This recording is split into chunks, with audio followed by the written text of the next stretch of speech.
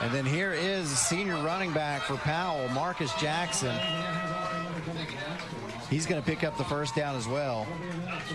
At quarterback, that new one is a freshman, Jalen Benjamin, getting some minutes in the first game of the season.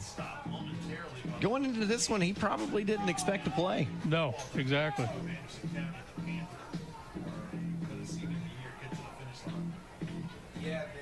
And Jackson is a talented running back. He's a good running back as well.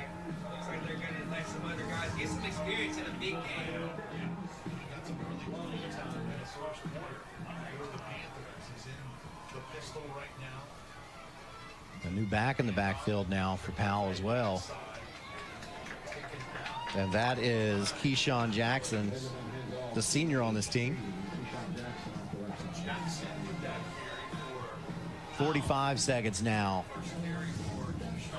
Anderson County doesn't look interested in trying to stop the clock anymore, so we should have one more play. Yeah, you could get in victory formation right here and just snap it and take a knee. Give these freshmen a little taste of what it's like to be out here. Looks like they've got Jonathan Warren now running back lined up, the freshman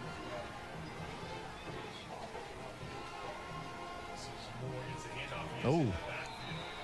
And so for Powell, another new ball running back in there getting a chance at the ball. It's Jonathan Moore. I think that's your ball game, guys. And that is it. The clock goes down to 0, and Powell begins its season getting revenge for last year's game. The final score, 35-21 Panthers. A really nice ball game. You saw a lot of ebb and flow. Saw a lot of mistakes early on both sides, but Powell really came out and capitalized in the second half. And this I love that they play this game. This right here. This is the 5th year in a row that they've played this. Anderson County, Powell, two very good programs with very good players. There's such a great thing for both of these teams to start the year with this one. Oh, absolutely. When I talked to both coaches, they said non-district games are to help you prepare for the district, right? And so when you measure yourself against either one of these teams, you know what you got. Yeah, and it's not both of these teams are going to have just gut-wrenching schedules. Anderson County added Bearden to their schedule this year. Yeah. Neither of these teams are afraid to play. Powell, they got Maryville on the schedule. So, yeah, it gets tough. So this is a very good first game for both of these teams. Absolutely. No losers tonight. So, Coach Dan Shoemaker, your first game in here in the booth with us. How'd it go? Well, it's really good. It's, doing this with you guys, I'm going to see teams that I've never seen before. I've scrimmaged Anderson County, never scrimmaged Powell, never played either one of these in a real regular season game. But seeing these quality programs that you guys, the schedule, and Brad, I want to just commend you on the schedule that you put together for this year. Some really nice ball games. Regional in a sense, but really nice ball games. You've done a good job with that. And so I'm excited to be able to go through the season with you guys. Yeah, I'm excited to be here when you see those games, and excited to get your analysis on it. So we got a Friday night scoreboard show coming up. It's past 10. We got to get you there. The Free Medical Clinic Friday night scoreboard show. Always a fun time. Coach Shue, if you've never seen it, I'm telling you, you need to tune in to the Friday night scoreboard show when you get home. They'll stay on the air until sometime maybe a little after midnight. And that's with David Queener and Jonathan Cox. They do a great job, and you get a lot of fun phone calls in there as well. So this was a great way to kick off the season. Always is. So glad to be a part of this again. Thank you to all of our sponsors, and I'll just give a final shout out to those. Of course, want to say thank you to Elaine Walden of East Tennessee Properties sponsoring our pregame show. OEB Law, as always, Tim Elrod, Hammers, sponsoring our first down, Chuck Fleischman, Patterson's Appliance, Daniel Forrester, Sabre Beauchamp, and then, of course, all the rest of the sponsors that you saw commercials for as the night went on. So we'll wrap it up. For Coach Dan Shoemaker, for Brad Jones, I am Aaron Harvey. So long, folks. A college degree can't be earned in just one day, but can be achieved by doing our best together, just one day at a time. From getting a great start with your Roan State Success Coach to learning together in the classroom, accessing free tutoring in the Learning Center, and working one-on-one with your instructors. Together, we succeed, one day at a time. Oh, and free tuition helps. So apply at roanstate.edu now, and let's succeed together. Summer's not over yet. At Ray Varner Ford in Clinton, we offer a wide selection of vehicles to help you reel in every last drop of the season. 2023 Ford Escape, panoramic roof, 34,740. 2023 Ford Explorer XLT four-wheel drive, 46,915. A 2023 F-150 Super Cab 4x4, 46,938. Local you trust, summertime fun you can afford. Ray Varner Ford, your East Tennessee Ford dealership. Energize your home with natural gas from ORUD, your affordable energy choice. See all the ways natural gas can improve your home by visiting one of the ORUD showrooms in Oak Ridge or Kingston. New gas appliances run more efficiently. They provide hot water when you need it, precise heat control for cooking, and can dry clothes in about half the time. Comfort you can feel. Savings you can use. ORUD Natural Gas.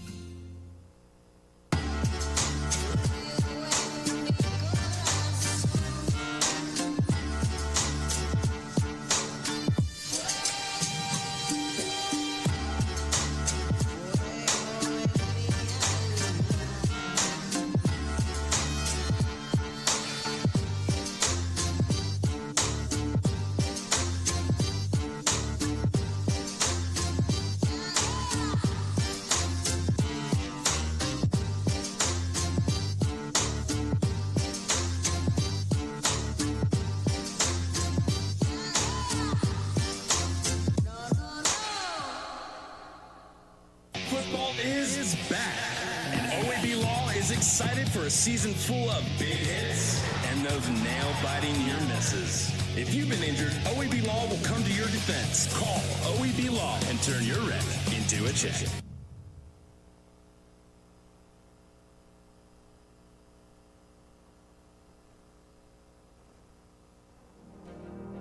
We should never lose sight of our health.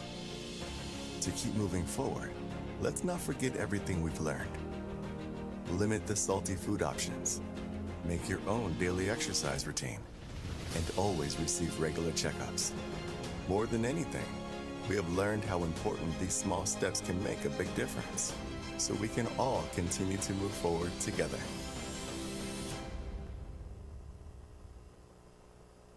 I am a Simplicity dealer. This business is my life, my career. If you need a new mower, I'll help you choose the model that will make your property look its very best, and even let you take a test drive.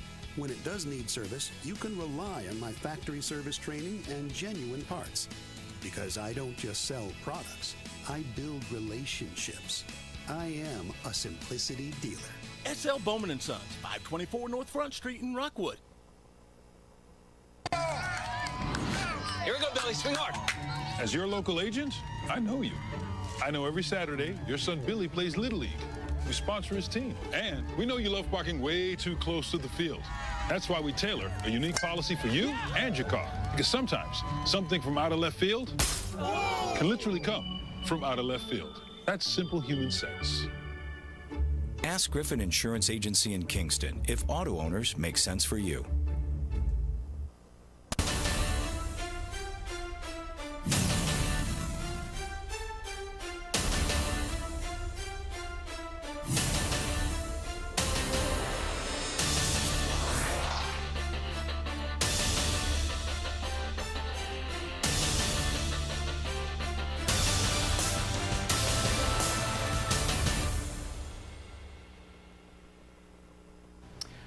Welcome to the Free Medical Clinic Friday Night Scoreboard. I don't know who this guy is, and he don't know me. It's the first time we've ever met. We're going to try to do this show again this year. Cox, what's going on, buddy? Not much. It's been a. First of all, can you believe it? High school football. Seemed like just the other day, the state championship game at UTC, and Mavs were crowned champs, and West was crowned champs here in our area, and Alcoa, and now we're week 1, week 0, whatever they call it. Yeah, whatever it's called. But we do high school football tonight, and our game of the week was Powell and Anderson County. A pretty good game in the first half. Pretty much Powell dominated, I think, in the second half. Anderson County loses the first time since when? When did you tell me? You told me earlier. I guess that'd be the quarterfinals when they lost to Greenville or Elizabethton there a year ago in the final, because they went 15-0 last year. 15-0 last year, so that streak's over with, and AC starts off 0-1. I think the only bright spot you could say about that would be that it's not a region game; it's a non-region game. So that's about the only good thing you could. And their region's not going to be good. You got South Dole lost to Lenore City tonight. Anderson County Fulton got beat up by Central pretty bad. So I think region play will be pretty good for Anderson County. Okay. Last I heard, Clinton was getting beat. I've not seen if that's Hardin Valley wins tonight over Carnes. That's life without Bishop's not too good. No. Listen, there was a score that just popped up there. GP. Everybody's talking about GP right now. Yeah. Are they still in the same region as Alcoa? They'll play each other, I guess, in the quarterfinals. Could this be the year that GP maybe gets them? I don't know. I heard Jesse say today in his report that this might be one of the better Alcoa football teams they've had. One of the better Alcoa teams. And he said he said he don't know any way they could just not repeat, but at the same time, GP probably has the best football team they've had since he's been covering high school sports for the last 15, 20 years. William Blunt gets a win tonight over Austin East. That's the reason I say that, just because it's Austin East close by. That's a surprising score a little bit. East and West. I like these rivalry games first week. North City, South Dole, like you said, North City picks up a victory after a coaching whatever happened in the summertime. Our coach gets released and they have to bring another guy on. I think that guy's been the head coach at North City before that's interim right now. So I seen where Oak Ridge beat Jefferson County tonight. Start the new coach off there right tonight. Oak Ridge looked good. Oak Ridge has a defensive lineman that's a freshman, number 14. Got to watch him at the Jamboree last week. They have a couple defensive linemen that are really good. But 14, he'll have a bright career at Oak Ridge. He's a pretty good sized boy. Pretty good sized boy. He's athletic. He can move. But they had a defense lineman also won the lineman race. He's a really good player. I hate that I can't remember the kid's name, but 14 for Oak Ridge. He's a freshman. He's going to be good. They looked good. Oak Ridge looked good. Oak Ridge and Greenville looked better than anybody else at that Jamboree. Who'd you have at Jamboree? First matchup was CAK versus Morristown East. And then they went Grace versus Morristown East. And then we had the halftime, and then you had Oak Ridge, Greenville, and then you had Clinton and Catholic. And Clinton looked good. How about Catholic? How are they looking, having dual head coaches or co-head coaches? Catholic, I know you don't want to say it, probably they look all right? Or? No, they look, that's what's crazy. They're really talented. They looked really good. If they were in private or public school ball, they would dominate a 5A. I think they would? They'd dominate it. 6A, the Bearden, Maryvilles of the world. I mean, Bearden's getting better. So they're really good. But, they're going to probably win 5 or 6 games because the league they play in is so special. They've got one of the best football players in town, Catholic does. Catholic does? Yeah, I think his last name's Harmon. Going to Radford maybe. He's really fast and really good. Little slot receiver. But, yeah, it made me appreciate how good Baylor and those schools are to watch Catholic play against Clinton. And Clinton played pretty good football, but Catholic's just so much bigger and deeper. You remember a kid at Fulton named Antonio Hamilton? Yes. He was over there giving the Clinton folks a hard time, calling them the Knoxville Dragons. And they were giving him a hard time back, saying, "What are you talking about? You got kids from a 100-mile radius around Knoxville." So there was some good banner going on over there. Don't let anybody kid you about football, what's going on with it, because it's crazy. It's crazy. He kept calling them the Knoxville Dragons. Knoxville Dragons. Okay, well, we'll take it. Hey, I'd be remiss if I didn't say this tonight and start this off. In the area right here in East Tennessee and probably all over the state of Tennessee, high school football lost and I don't know any other way to say this. In my mind, he was a legend, and they lost Bob Black, the longtime administrator, football coach, friend to so many people. Kids adored the man, done so much for the Fulton community and for Fulton athletics. Lost him this week, and it's a huge loss for the Fulton family.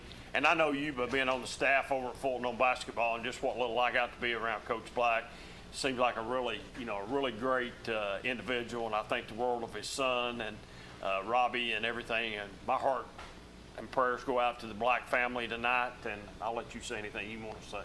Yeah, I mean, a man of God, a leader. You made a great point a minute ago.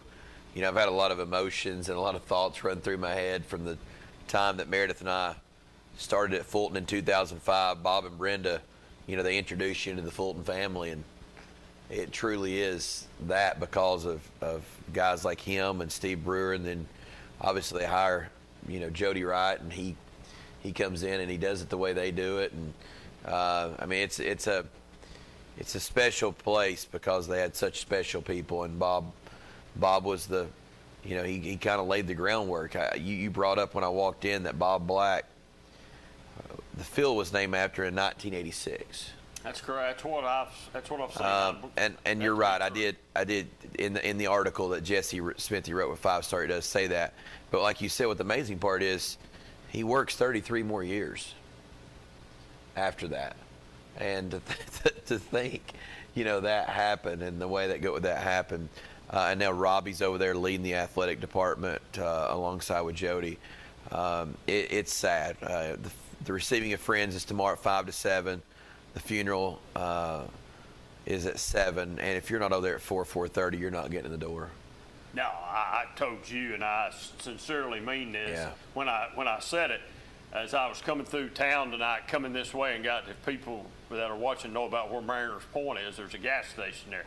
The line tomorrow night will be from that gas station to the city limits of Oak Ridge tomorrow to get in Fulton High School. But, I just thoughts and prayers go out to the Fulton community. I know that's a tight-knit community over there, and, just getting to be a small part of that for a few years there, just hanging out with the basketball and getting to know what it's all about. And I've made some pretty good friends over that way and met some really good people. So I just want to say that. I just, this show's about high school football, and, man, he's just an icon. Not only that, I didn't know this. They said I didn't know he was TSSAA official. I knew he called college baseball, but I never knew about the TSSAA. Did he call high school baseball? Is that what he called? High school baseball is where he started. Is that where it started? Yeah. Okay. See, I didn't know that about him. I just read that, so I knew he done. College baseball. I knew he done the stuff at UT with the chain gang and whatever else they do. Run Alice Bell pool. Yeah, run the pool for. He was the pool manager forever, wasn't he? Yeah, he was. He was the pool manager forever, and just he will be truly missed by the Fulton community. So, hey, folks, our number is 483-8112.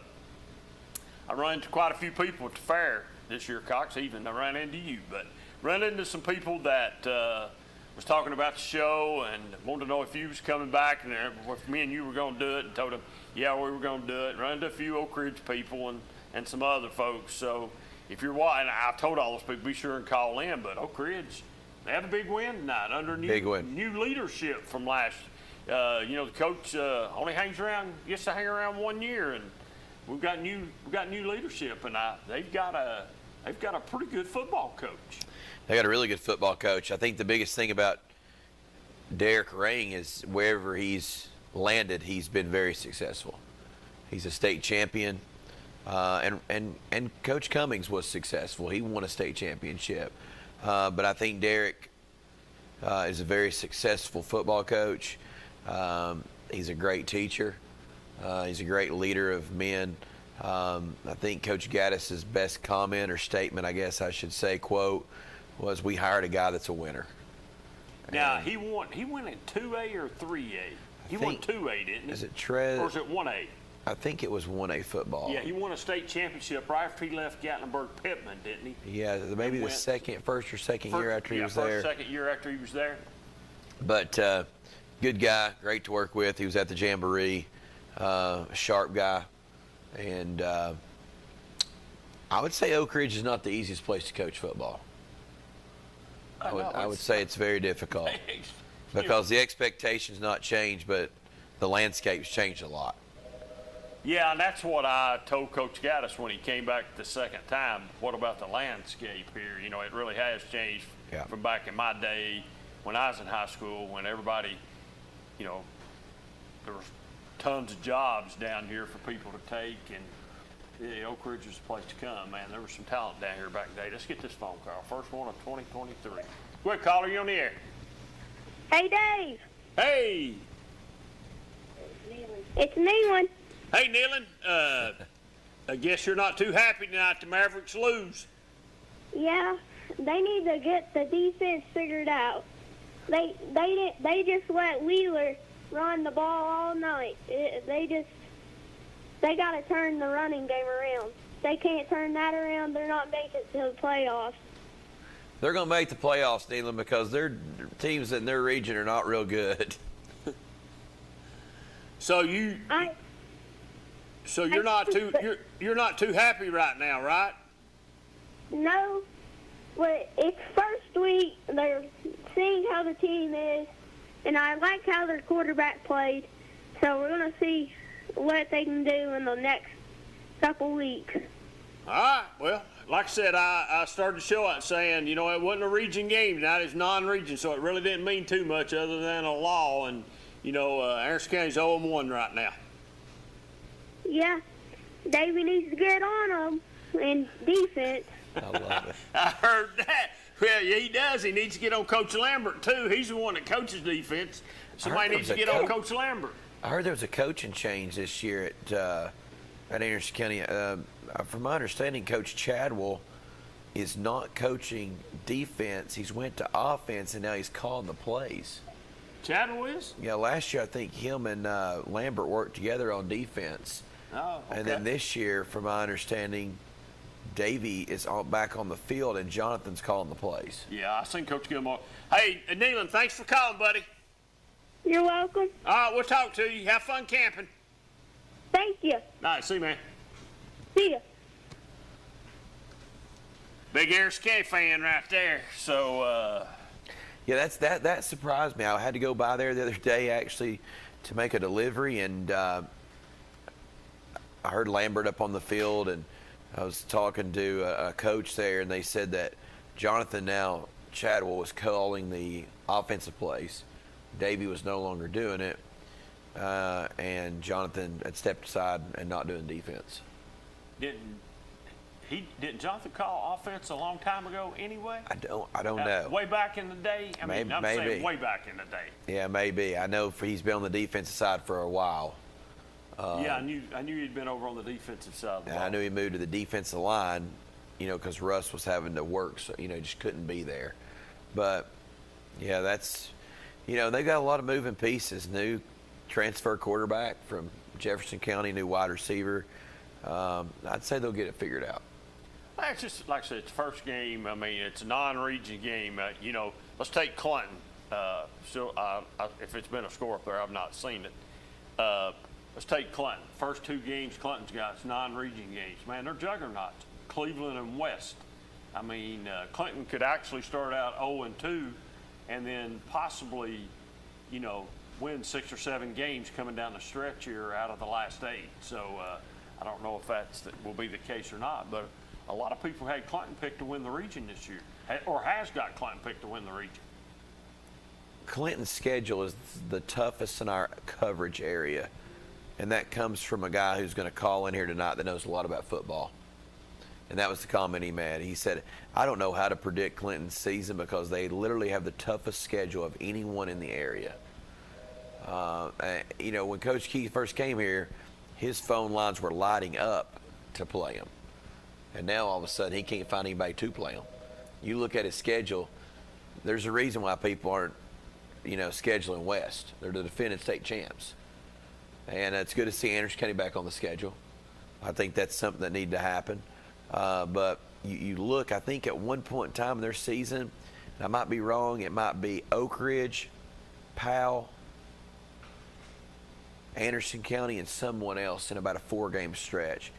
Anderson County catches them at a perfect time. I think they go off like I can't remember. Anyway, their football schedule, and I'm sure we'll get it here shortly, but it's brutal. I think Clinton plays the first 2 at home, then they're on the road for 3, and then I think Anderson County comes in, or Oak Ridge comes, right after they come back. It's either the 6th or 7th game there. They got. I think Oak Ridge and Anderson County are back. I believe they're back to back. I think Powell might split that. I think it might go Oak Ridge, Powell, AC. Anyway, there's 3 of the 4 games in a row are those 3 teams.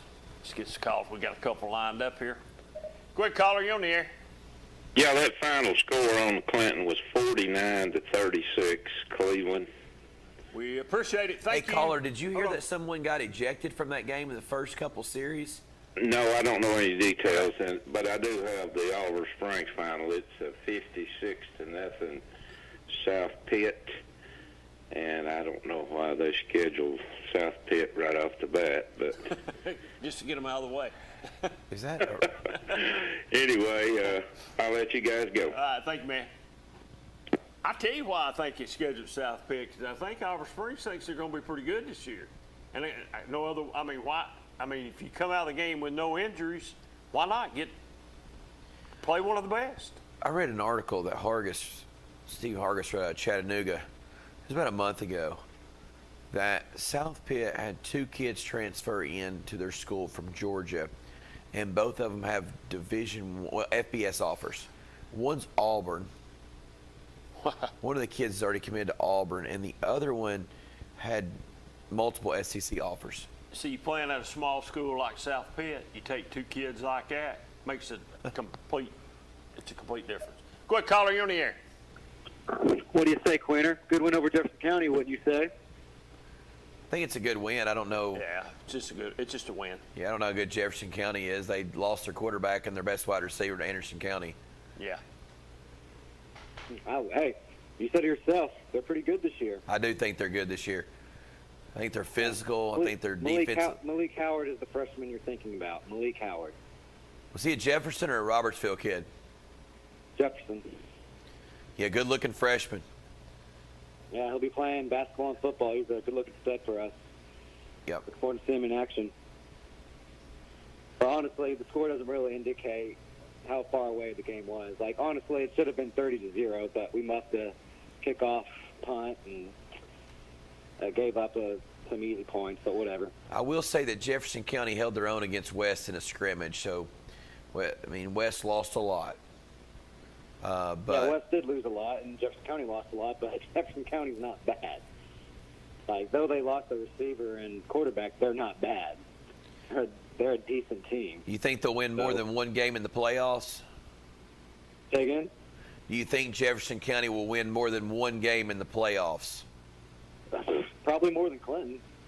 That wasn't the question. Huh? That wasn't the question. And I'll probably disagree with you, caller. I bet Clinton wins more playoff games this year than Jefferson County. I mean, I don't know where all the hype is. Clinton went 0-5 last year in region. And on top of that, they lost to Lenore City, and that's their first region win in 4 years. I don't know where all the hype is.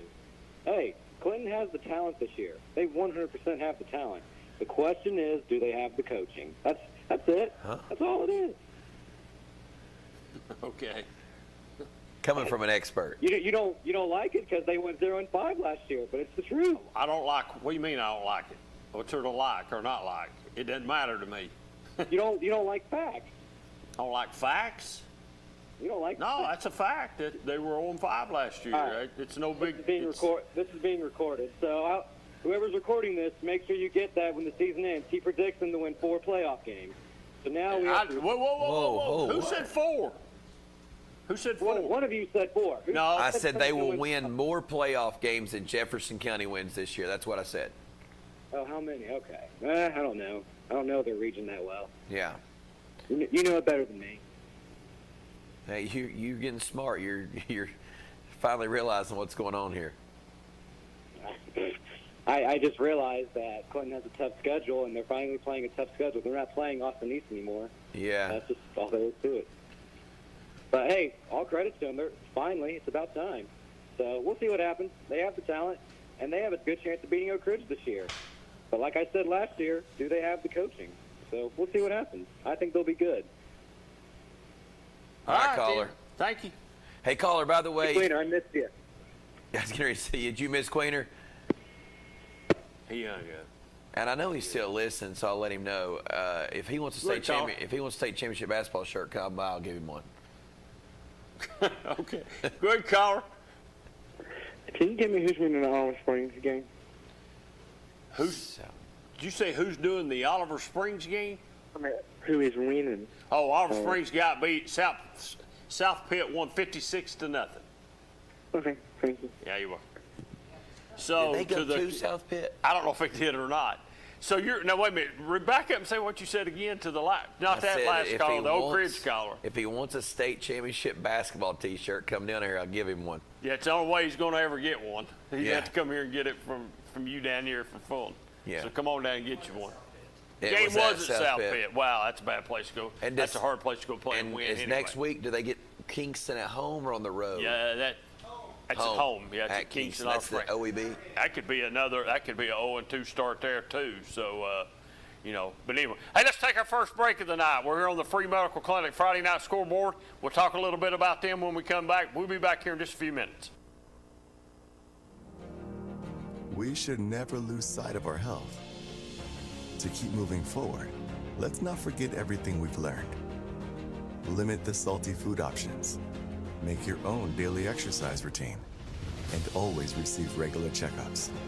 More than anything, we have learned how important these small steps can make a big difference, so we can all continue to move forward together.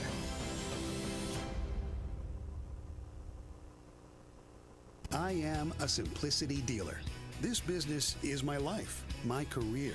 If you need a new mower, I'll help you choose the model that will make your property look its very best, and even let you take a test drive. When it does need service, you can rely on my factory service training and genuine parts.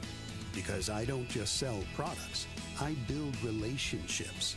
I am a simplicity dealer. SL Bowman & Sons, 524 North Front Street in Rockwood.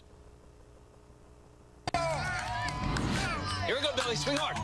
As your local agent, I know you. I know every Saturday your son Billy plays Little League.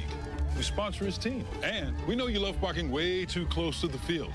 That's why we tailor a unique policy for you and your car. Because sometimes something from out of left field can literally come from out of left field. That's simple human sense. Ask Griffin Insurance Agency in Kingston if auto owners make sense for you. Daniel Forrester has been trusted by Anderson County families for nearly 2 decades. Daniel has appeared in Anderson County Chancery, Circuit, Sessions, and Juvenile Court thousands of times over the past decade. A Rule 31 mediator, Daniel has been trusted to mediate hundreds of cases across Anderson County. A community leader, Daniel has worked closely with local officials to make Anderson County a better place. A conservative and dedicated husband and father, Daniel's faith has shaped his character and integrity. On March 5th, vote Daniel Forrester for Anderson County Chancellor. Our story starts with a promise made to the communities of East Tennessee. A promise to always look forward, to the horizon, and past it. A promise to help you live well. At Covenant Health, whenever you enter one of our hospitals, visit any of our physicians, or talk to us on the phone, we will welcome you and your family as one of our own. Because it's about you, and it's about time. Covenant Health. For every moment. On-Site Care in Kingston is accepting new patients. Nurse practitioner Candace Templeton has over 25 years of healthcare experience in offering management of chronic care conditions. On-Site Care offers free sports physicals for established patients. Plus, On-Site Care offers hormone replacement therapy with compounded pellets. And now On-Site Care welcomes Darren Wright, a board-certified family nurse practitioner who will be accepting new patients. Call 865-285-9588 to schedule an appointment at On-Site Care. A college degree can't be earned in just one day, but can be achieved by doing our best together, just one day at a time. From getting a great start with your Roan State Success Coach to learning together in the classroom, accessing free tutoring in the Learning Center, and working one-on-one with your instructors. Together, we succeed, one day at a time. Oh, and free tuition helps. So apply at roanstate.edu now, and let's succeed together. Pat Ryan here with Kathy Mae Martin. If you're thinking of buying or selling real estate, then make the right play call and contact Kathy Mae Martin for all your real estate needs. Kathy's 30-plus years of knowledge and experience gives her clients the competitive edge. You know, like me on game day.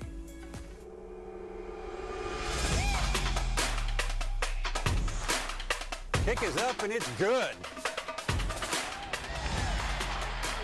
Kathy Mae Martin for all your real estate needs.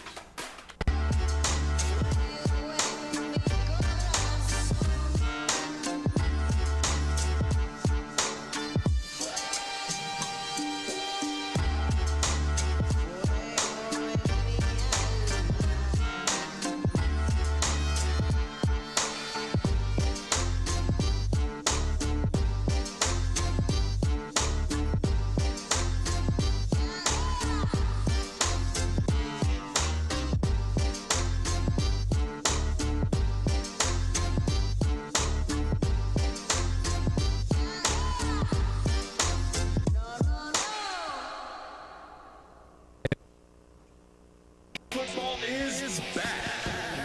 And OEB Law is excited for a season full of big hits, perfect plays, and those nail-biting near misses. If you've been injured, OEB Law will come to your defense and tackle any obstacles blocking you from scoring a full and fair settlement. Call OEB Law 865-546-1111 and turn your wreck into a check. 1952. That's the year Hammers opened the first store in East Tennessee. Now there are 5 stores and there's always something new. Like in Hammers' popular ladies boutique department, you'll find the lowest price possible on new arrivals every week. Find similar deals in the men's department and the expanded rug department. Plus, special purchases always offer surprise savings. You never know what you'll find next at Hammers. Welcome back to the Free Medical Clinic Friday Night Scoreboard, folks. These folks will, if you don't have any insurance, check them out. They will take care of you. They got about 4 locations. You can check them out if you need some insurance. There's no reason to go without going to the doctor. Check the Free Medical Clinic out, and I even think they got a remote site now. It's just all over the place, so check them out. We appreciate them being one of our sponsors here, the main sponsor on the show. But high school football kicks off tonight, Cox, and anybody that lost tonight or won tonight that surprised you either way? Yeah, I was really surprised, and I heard this going in. I was really surprised of how bad I had heard Science Hill was. You know, and then tonight, I'd heard going into the season that Elizabethton was just not very good either. But Elizabethton beat Science Hill 27-7. That was, I've seen that just a second ago. That was something that kind of surprised me on the way in here. You just don't see Science Hill being this bad. There's something going on with your Science Hills and your DBs of the world. I mean, I know Oak Ridge people, DB Oak Ridge, Farragut DB. I mean, I just don't know the last time DBs put an overly impressive football team on the field. If I looked at the score right, and I could be wrong, I think Farragut went to DB tonight and won. At Farragut. Was it at Farragut? Okay, yeah, I thought they did beat them. Right there it is, right there. Yeah, they did beat them tonight. So Coach T always has the home team on top, which throws you off. It throws you off a little bit. Yeah. But I see the score at the top there, Halls and Campbell County. Were you shocked at that score last night a little bit? I was last night, but then you find out today Campbell County beat South Dole in a scrimmage. And I thought, man, that's pretty strong. And then you find out tonight that Lenoir City beats South Dole. So you kind of figure out what's going on here a little bit. Don't it? Yeah, you kind of figure out what's going on. But you said something about Gatlinburg-Pittman. They've got 2 Power 5 wide receivers and a quarterback that I think that's thrown for over 3,500 yards in his career. Well, you just don't hear very many comments, and all at once, GPs, This year there's a lot of things being expected out of GP, and blah, blah this and blah, blah that. So there's another score with Maryville and Heritage. Everybody's saying Maryville, after losing 17 seniors, this would be a losing year for them. So, you kind of figure out from Maryville, what is a losing year? I mean, to me, a losing year at Maryville? Not winning the state championship? Not winning the state championship. Yeah. You win as many as Alcoa could go 10-0 this year, but losing the first round of the playoffs, and that would be not a successful year at Alcoa. That team would never be talked about. That's what I'm saying. It just wouldn't be. So in Alcoa history, they'd never be talked about. No. Go ahead, caller, you're on the air. All I gotta say is, how about the Yellow Jacket, baby? How about them? They look good tonight. That's good. And, I was talking as I come in down here tonight. That first part of that game, Wartburg sort of was hanging around, but in the end, there was no Wartburg. So, you talking about Kingston or Cofield? Kingston. Oh, Kingston, yep. Coach Spank. Be at Oliver Springs next week. Be at Oliver Springs next week. Oh, yeah, we're going to stomp all over them. All right. Go get them in. I hope so. All right. See you, bud. Yep. You have a good night. All right. I had my mind on Cofield. Okay. I thought, whoa. I did. Go ahead, caller. You're on the air. Hey, Queener, I can tell you a little bit about the Clinton game. Very peculiar. 19 minutes before kickoff, there was only one team on the field. Didn't see Cleveland's team, no buses, no anything. I don't know if they warmed up somewhere else or was running late. They walked straight on the field, didn't warm up, and it was very peculiar. I didn't know if they had traffic issues on the interstate. But anyway, Clinton won the toss, elected receive, and Cleveland got an onside kick and recovered it. They had a little kicker that was like a magician, and they went down and scored. He did the second one. They almost recovered the second one. But Clinton didn't do much, and they were down like 14-16-0, and just were playing catch-up the whole game. But that kicker was just like a magician. He could kick deep. He could kick the onside kick, and then sloppy game, a lot of delayed game penalties for Clinton. And you said there's a player ejected on about the third play, Page, the big lineman. And I didn't see it happen, and the kid was kind of surprised. I think there was just a little pushing and shoving, but they ejected him. He's one of their best linemen. I think that really hurt them. They had trouble blocking Cleveland, and Cleveland kind of manhandled a little bit when they had the ball too. So Clinton kind of lost the line of scrimmage. And Keith threw some really nice fades, and there were some good plays made, but just real sloppy, a lot of penalties. This was kind of what we saw last year in a lot of games. I bet there was 40 penalties tonight, and Cleveland had probably 20 of them as well. It's just a lot of sloppy play, a lot of penalties, both sides. It was just a lot of big plays, but a lot of penalties. I don't know where our kids, coach that badly or the refs call it that tight, but it was just like last year, just penalties on both sides. Really hurt the flow of the game. Yeah, they're going to have to clean the penalties up. That's for sure. The team right now is not a very disciplined football team, and it sort of shocks me a little bit with Coach Keith's background being a military guy that he is. So they are going to have to clean that up just a little bit in order to win some of these ball games, because that hurt them tonight. Yes, it worries me they don't really have a kicker like last year. It's going to hurt them in a close game.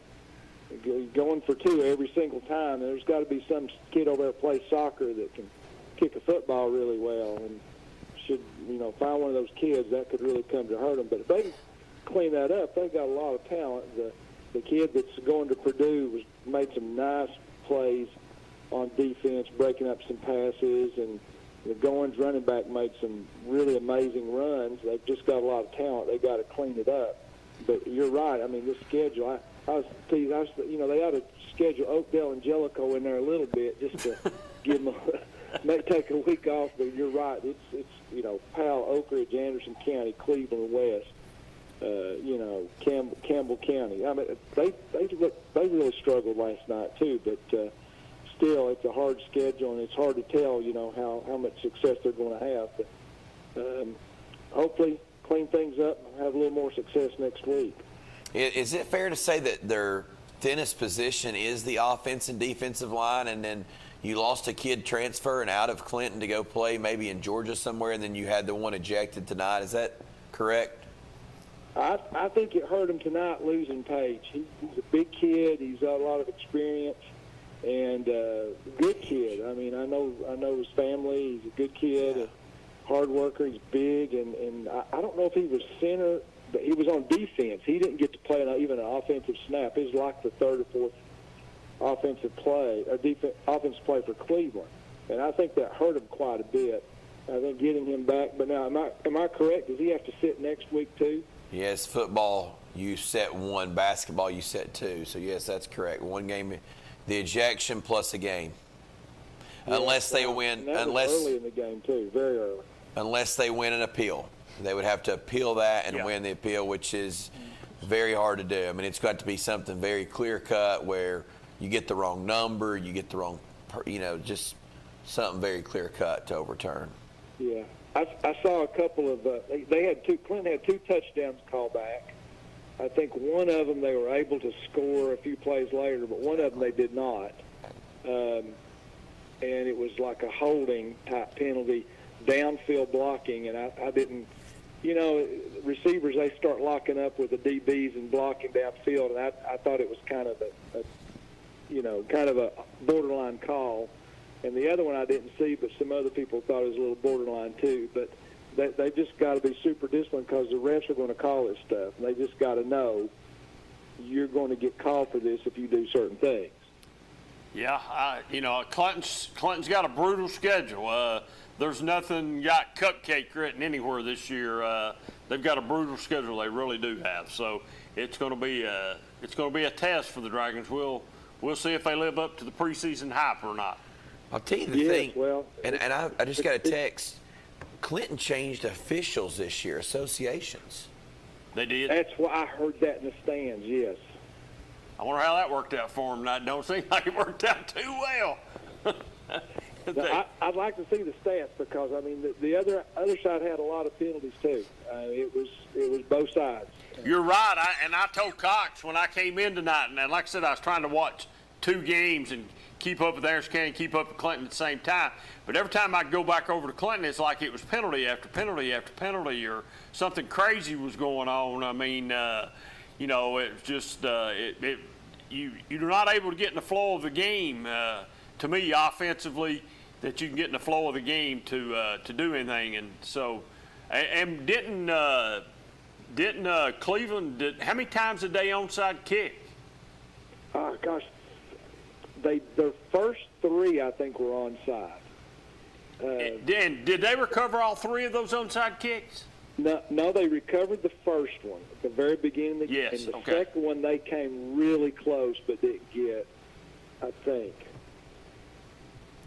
They may have gotten two of those. I can't remember. I know the first one they got. The second one, I don't think they got the second one. They came really close, and the third one, not so close. He kicked it out of bounds. So I know of three. There might have been another one or two. And Clinton tried at the beginning of the second half to try one. And, I don't know if that's something they practiced, but it didn't go very well. So I'll have to check on the kicker situation because I thought the kicker from last year was just like a sophomore or something. So, and the punter, too.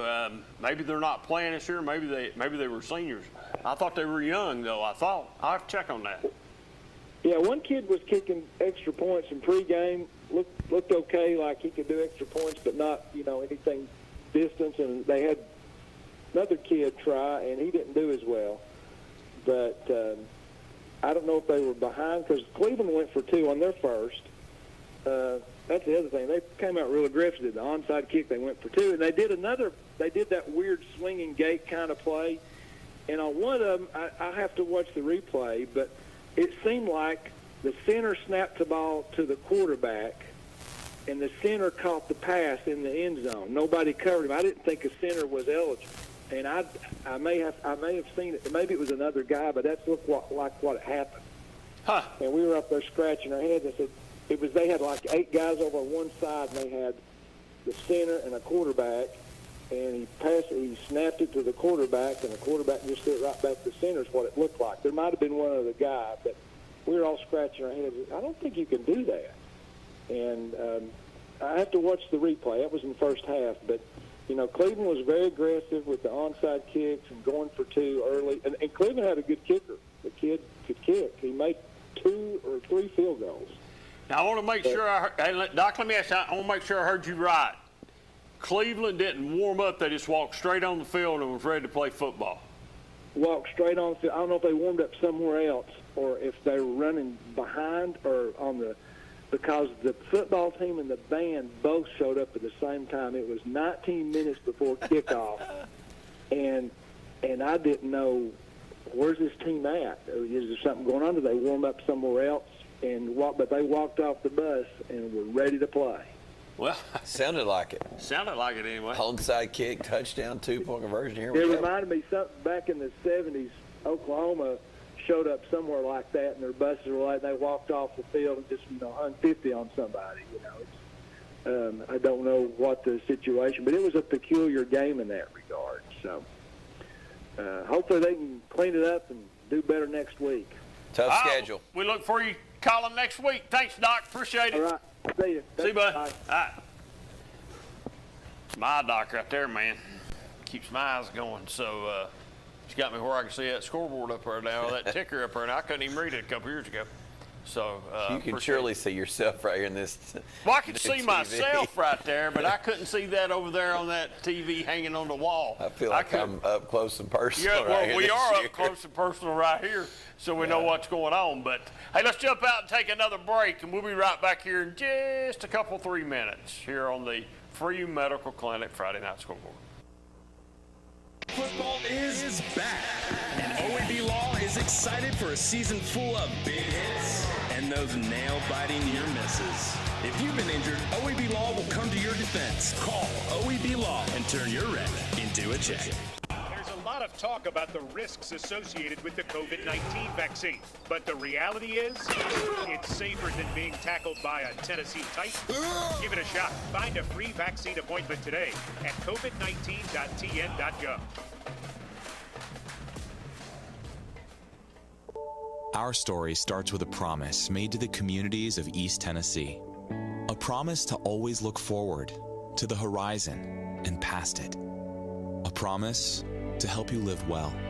At Covenant Health, whenever you enter one of our hospitals, visit any of our physicians, or talk to us on the phone, we will welcome you and your family as one of our own. Because it's about you, and it's about time. Covenant Health. For every moment. A college degree can't be earned in just one day, but can be achieved by doing our best together, just one day at a time. From getting a great start with your Roan State Success Coach, to learning together in the classroom, accessing free tutoring in the Learning Center, and working one-on-one with your instructors. Together, we succeed, one day at a time.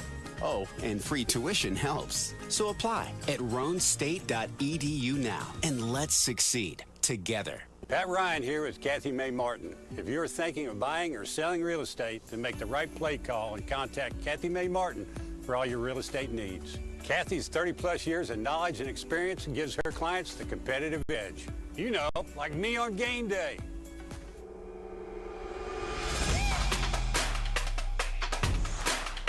Kick is up and it's good.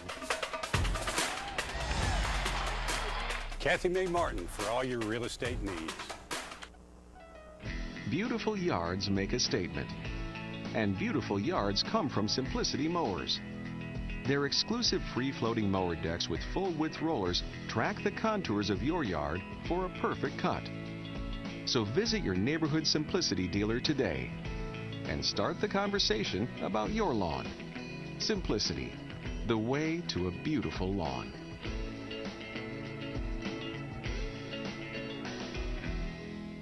On-Site Care in Kingston is accepting new patients. Nurse practitioner Candace Templeton has over 25 years of healthcare experience in offering management of chronic care conditions. On-Site Care offers free sports physicals for established patients. Plus, On-Site Care offers hormone replacement therapy with compounded pellets. And now On-Site Care welcomes Darren Wright, a board-certified family nurse practitioner who will be accepting new patients. Call 865-285-9588 to schedule an appointment at On-Site Care. Here we go, Billy. Swing hard. As your local agent, I know you. I know every Saturday your son Billy plays Little League. We sponsor his team. And we know you love parking way too close to the field. That's why we tailor a unique policy for you and your car. Because sometimes something from out of left field can literally come from out of left field. That's simple human sense. Ask Griffin Insurance Agency in Kingston if auto owners make sense for you. Evans Mortuary has been serving the needs of families in and around Roane County since 1976. As established members of our hometown community, we understand the security of dealing with people you know you can trust. We built our reputation on this trust. The Evans family appreciates the confidence the community has expressed in us over the years and will constantly strive to earn that favor. Evans Mortuary, 805 North Gateway.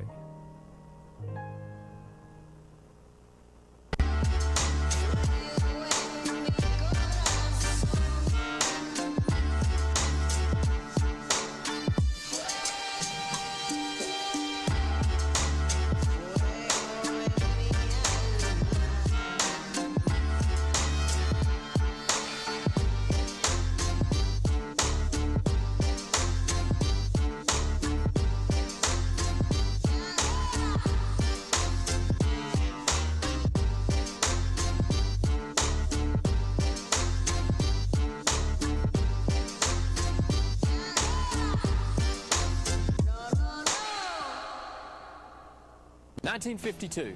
That's the year Hammers opened the first store in East Tennessee. Now there are 5 stores and there's always something new. Like in Hammers' popular ladies boutique department, you'll find the lowest price possible on new arrivals every week. Find similar deals in the men's department and the expanded rug department. Plus, special purchases always offer surprise savings. You never know what you'll find next at Hammers. Football is back, and OAB Law is excited for a season full of big hits and those nail-biting near misses. If you've been injured, OAB Law will come to your defense. Call OAB Law and turn your wreck into a check. Welcome back to the Free Medical Clinic Friday Night Scoreboard. 483-8112. Give us a call. Let's talk about our schedule just a little bit, Cox, here. We usually talk high school football up to about 11:30, and then we'll talk from 11:30 to 12 or just a little bit after. We'll talk college football. We might touch Tennessee a little bit tonight. There's really no use in getting too hyped up on it right now. Maybe next week or the next we'll get into a little Tennessee football. Hey, Donna, I hope you're watching tonight. I know you love the show, and I hope you're tuned in. So appreciate you watching and enjoying. I hope we continue to do the job you expect out of me and Cox. But thanks anyway. Cox, they said one of the BBB TV guys that did the games last year got a coaching job. Yeah, our color guy. We think we're not for sure where he's coaching at, but we think it's Watburg. We're not for sure though. We'll have to try to find that out. I'll have to get Chandler to check with his dad there, or maybe Brad, or text one of us here in a minute, or text Chandler one if he's listening to us and he can tell us. But yeah, he's back to Nobody's tried to hire us. They said in the back for good reasons. You're probably exactly right, Chandler. That's why they don't want us, for good reasons. I don't know. We might have could have done better than some of them done tonight, because some of them got some shellackings put on them tonight in week 1. So notice a lot of cramps tonight, Cox. A lot of cramps. Yeah, it was crazy. I went to the Fulton game for the ring ceremony for the basketball and stayed for Coach Black's deal, and then I had to go get my kids at Grace and got there, and they were coming out of halftime, and third quarter is about as sloppy as it could be there for a while, for back and forth, just penalties and cramps and hurt. Just I don't understand that. Is it Justin Long's? He's still at Grace? Yes, Justin Long's at Grace. I think he took over, had 2 wins the first year. Last year got much better. This year has a pretty good freshman class, but they graduated like 21 kids. So he'll go through some growing pains, but it's definitely going in the right direction. 3 freshmen tonight, played a lot of minutes, was on the field, junior quarterback. So I think Justin, he played quarterback at Fulton, was very successful there, and then played at Carson Newman under Ken Sparks. So I'd say with Rob Black and Bob Black and Buck Coatney and Ken Sparks, he's got a pretty good foundation. Yeah, got a pretty good thing on him. Quick caller, you're on the air. I totally forgot to mention something. And first and foremost, I just want to send my sympathies and prayers to the Fulton community. It's really been a tragic week for high school sports in the East Tennessee area, because not only that, but the Sunbright kid that got in the car wreck, who played football for Sunbright, unfortunately passed away. And I knew that kid. Personally knew him, coached him at Claxton, coached against him at Claxton, played ball there. A lot of the kids in Clinton football team know him. He grew up in that area before he moved to Sunbright, and it was, So, again, sympathy to the Fulton community, and don't forget the Sunbright community. And you know what? A lot of areas, the Clinton community, because they lost a kid and friend there. So, I just wanted to bring attention to that. Xander Quinn was his name. When did that happen? I didn't know anything about it. Man, this week. Okay. Did I see something on the news? Monday, one of the two. Oh, I hate to hear that. So I didn't know anything about that, or I would have mentioned it right off the bat too. I'm sorry about that. It's all right. You didn't know. His name was Xander Gwynn, lineman for a good athlete. Played for Sunbright. Would have played basketball, football, and I'm sure that community is just not in it right now. Football, and his funeral will be tomorrow. So. Wow. Okay. Yeah, and send it out to on top of that, I will go ahead, Queener. Go ahead. No, go ahead. You were going to say something. I was just going to say I just send my prayers, thoughts out to the Sunbright community, because I did not know that tonight. Oh, you didn't know. It's okay. But I'll happily accept that Fulton State Champion shirt. Happily. Fulton's a great community. I like Fulton. They can talk the talk. They have the right to. You know who doesn't have the right to talk? Clinton. 0-5. Gave North City their first region win in 4 years. I don't know where all this hype is at, but guess we'll find out. Man, you hung up on it, ain't you? You hung up on the hype. I don't know where all this hype is. I'm hung up on where the hype is. You're hung up on the hype. I'm not. Where's the hype? I have not said anything about Clinton tonight, period, other than they got shellacked. They're living rent-free, buddy. And 20-some penalties. I mean, non-disciplined football teams. That's what happened last year. I don't know. The losing culture over there. That losing culture. They have the talent. There's no denying that. But that's a losing culture. You literally had a Clinton fan say that and admit that. It happened last year. Who's a Clinton fan that said it? That one Clinton caller I called and talked about it happened last year. All the penalties. It's the same repeat this year. Yeah, I guess it is. But there's no hype from. There is no hype from me. Zero. Period. I'll say one thing about Coach Rang. I think there was maybe 5 penalties in Oak Ridge. That's the thing about Coach Cummings last year is we were so undisciplined. It was so god-awful. 20 penalties per game. We were so terrible, penalties-wise. So terrible. I counted maybe 5 penalties by us. We were great. No, we were disciplined, solid, and like you said, Coach Cummings is a state champion coach, but he was not a good fit for Oak Ridge. And, it showed on the field. It showed a lot in coaching. There was no discipline on the team. So, yeah, just not a good fit. Rang, like Coach Gaddis said, a winner. We're happy to have him. 5 penalties tonight. So, very much looking forward to the Rang era. And as long as the Maryville job doesn't open up, it'll be here in Oak Ridge. All right. There you have it. There you have it. There's All right, guys. the hype from Clinton. You got the hype from Clinton. You've talked more. Listen, you've talked more about Clinton tonight than a Clinton fan talked about him a while ago. Oh, I'm just having to remind everyone, because don't worry, they play a cupcake in the 3rd week. They play Scott County, who went winless last year. So don't worry. There's a cupcake game in there. I just wanted to remind you that. You said they have no cupcakes. Don't worry. They'll be 1-2 after next week. Who do they play next week? And they play West. What did they do? What did West do last year? They won the state. Yeah, 5A, right? 5A state champs. Indeed. All right, then. All right, well, No not off to me, if I'll give them that much credit. No cupcake. Scott County, third week. They went winless last year. Yeah. On that note, and they lost like again. that. And they lost again tonight. They have the talent, but do they have the coaching? We'll find out. But like I said, they can beat Oak Ridge 100%. There's no doubt about it. It's just that losing culture over there can keep turning it around. Losing culture. They went 0-5 in region. Listen, you have to win games. Hey, can I ask you a question? Do you have a C right now painted on your chest, or are you wearing a Clinton it's all shirt? over my chest. They're It's all over living. my Hey, chest. Clinton lives All over. rent-free on this guy's head. Yeah, they live, rent-free on your head. I mean, you're all about Clinton right now. You know, are you an Oak Ridge fan or a Clinton fan? Oh, I'm a Clinton fan, 100%.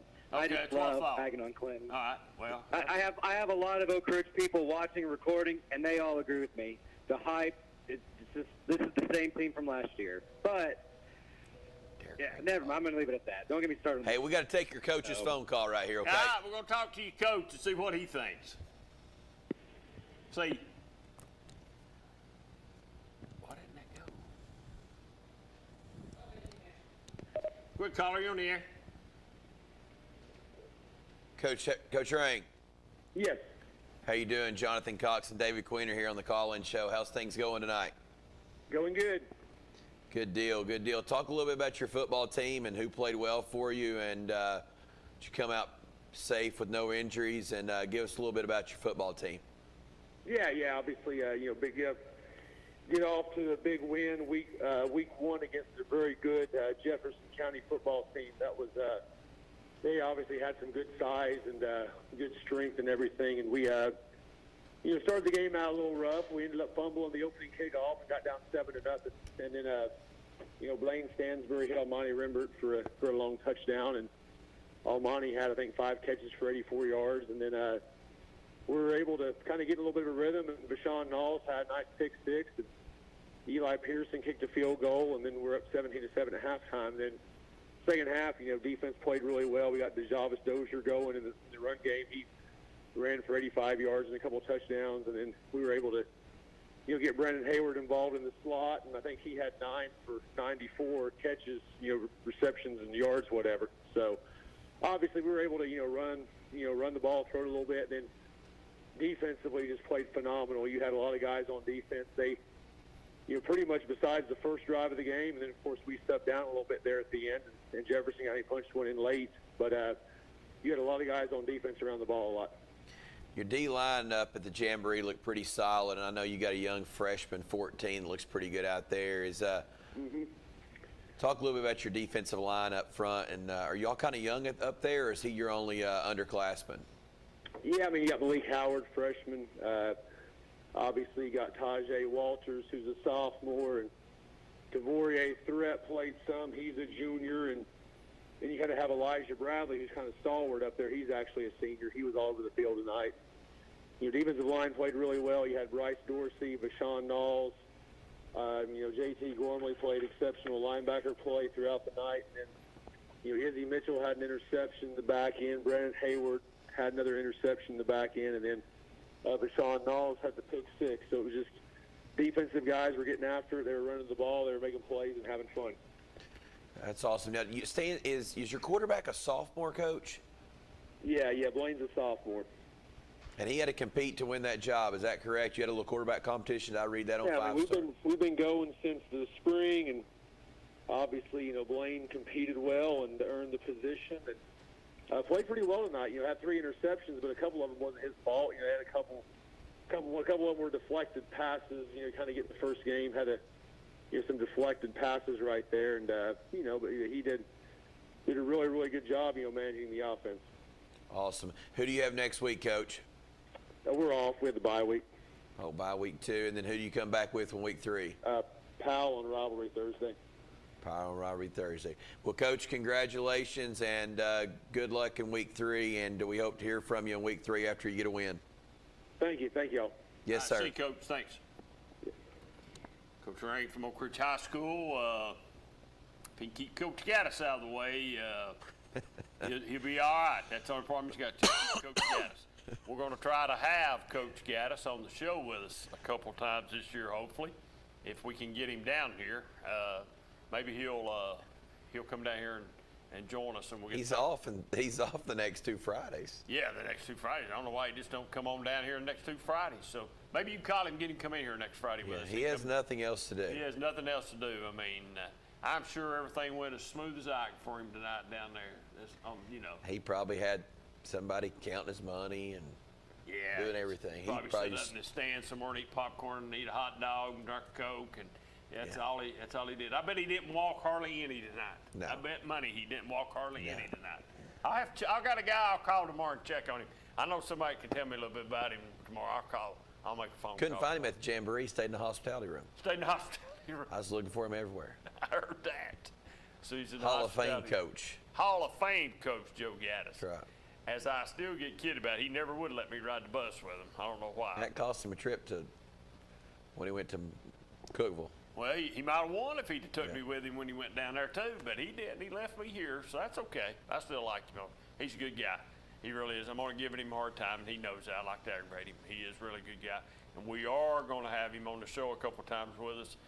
Cox has talked to him. Maybe we get him down here a couple times and be able to be on the show with us. So, but Clinton goes down tonight. Anderson County 15-game winning streak went down the drain tonight. That's gone. That's over with. Powell ends that streak tonight. The only thing you can say about for AC and for Clinton, both non-region games. Oak Ridge wins tonight. Oliver Springs goes down hard tonight playing GP. I mean, not GP, but South Pitt.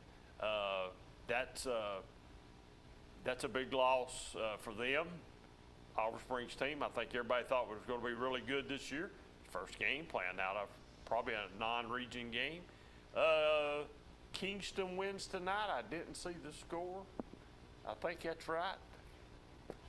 Cofield won tonight over Wartburg. They continue the Cofield way.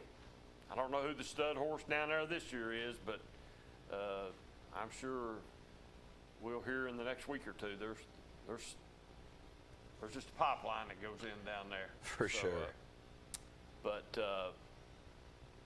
Campbell County loses last night to Halls on the Thursday night game.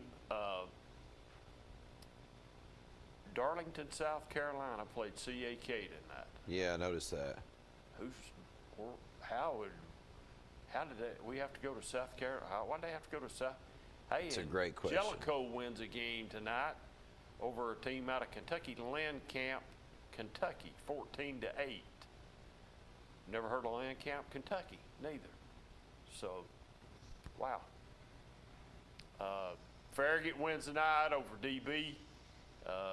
We do have some people that keep up with Farragut in this area. So,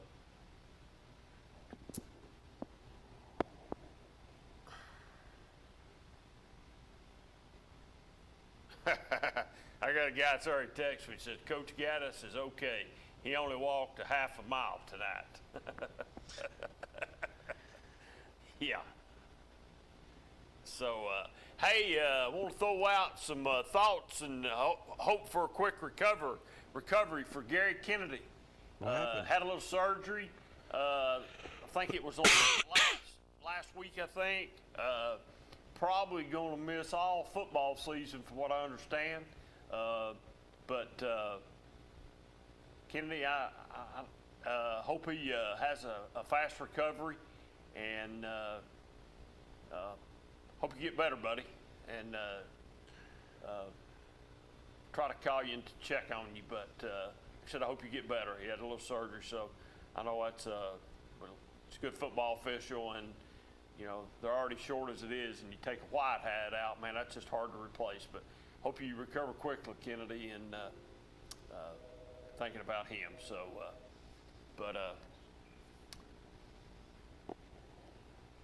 what else, Cox? I was just really looking through some scores and texts to people. I think overall it was kind of an opening week that everyone was excited about, but not a ton of big games. Sometimes you open with a lot of rivalries this week that are non-region games. This year wasn't the case. I think for the last 3 or 4 years now, the most intriguing matchup week 1 has been Powell and Anderson County. I know Greenville and Tennessee High, I thought that was going to be a good one. And, you look up and Greenville's jumped on them early and took it was like 20-0, 21-0 to start with. Is the BGA, is that Battleground Academy? It is, yeah. Wow.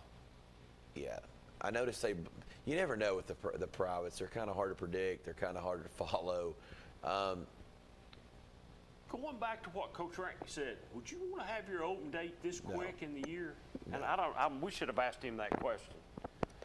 Quick caller, you on the air?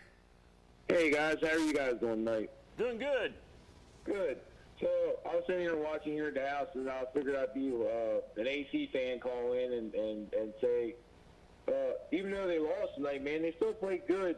It's a long season, dude. 10 games to get in the playoffs. You can't really take the first game as a measuring stick, really. There was a lot of mistakes, but if they clean that all up, they'll be fine come playoff time. Oh, yeah. I don't think nobody here sitting at this table is worried anything about Anderson County right now. It's a non-region game tonight. It's just, they'll just move on to the next one and, got to do their business in the region and should do fairly well in the region. And I wouldn't expect nothing else out of them but to be in the playoffs 10 or 11 games from tonight anyway. So there's a lot. The season just started. You're right.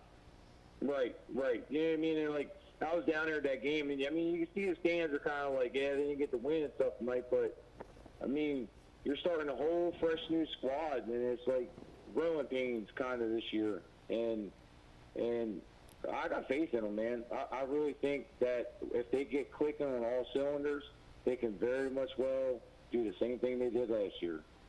Yeah, it's like I said, it's a new football team. They lost quite a bit. They lost quite a few really good pieces from last year's team. That's moved on to the college ranks. So it's rebuild and reload and start all over and start to push again. And just played one game, so everything's going to be okay. We'll just play it week by week here. Yes, sir. Well, anyways, that's all I like to say. Go AC and get them next week, man. Science Hill, take it to them. Take your anger out on Science Hill. Hey, caller, I didn't get to see any of the game. What was the difference in tonight's game? Was it turnovers? Was the offense and defensive line of Powell? What was?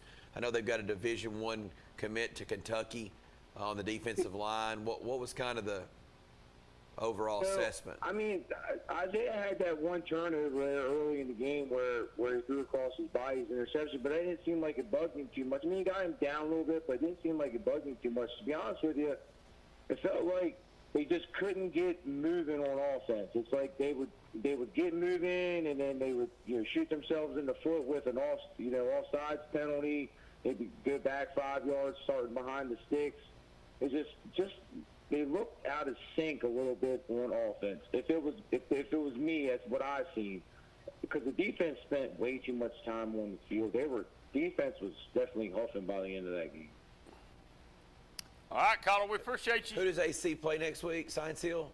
Science Hill, yeah. Science Hill, that should be a good game. Is that at Anderson County or on the road? That's at AC. That's their home opener. Gotcha. I noticed Elizabethton beat Science Hill tonight, I think 27-7.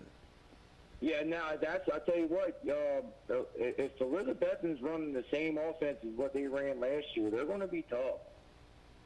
Because they ran that no-huddle offense last year, all season last year, and they were making adjustments on the line from the gate, and they were tough when they played them last year.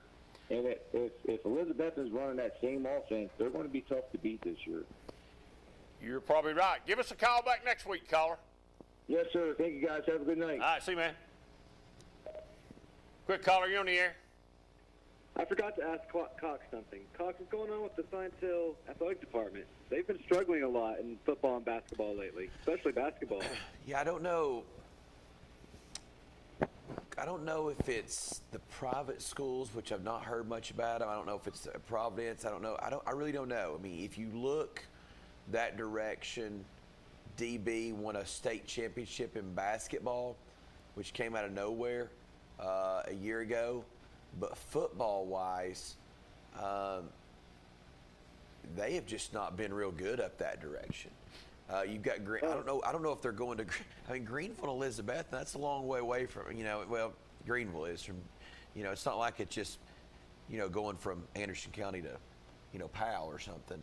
But football in Donovan Bennett and Science Hill in that area, it's not been good. I mean, Greenville and Elizabeth has been picking on those boys now for a few years.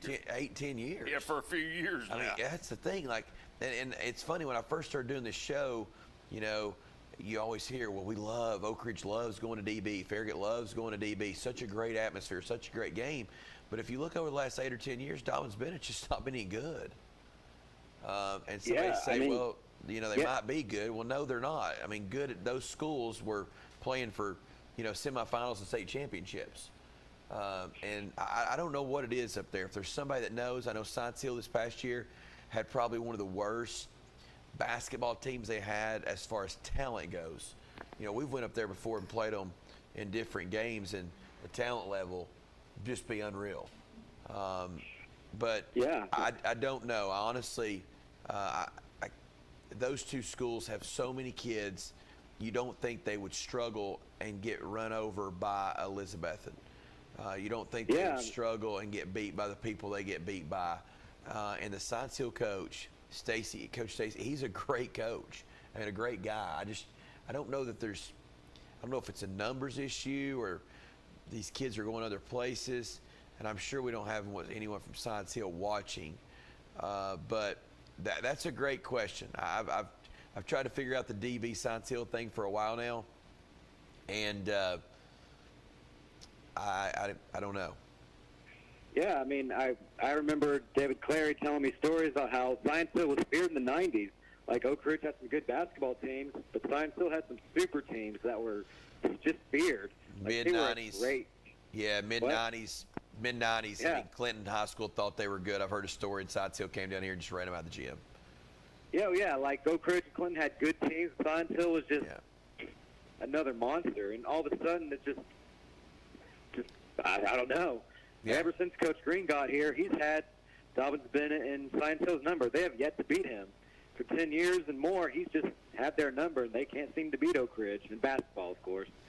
Yeah, and they seem like they just don't have as much talent either. I mean, it's not like you watch them on film and you're like, wow, those guys. The state championship, Coach Porter did a good job and beat a team that had a lot more talent than he did. But I don't know. Overall, it's the football basketball thing is kind of mind-boggling.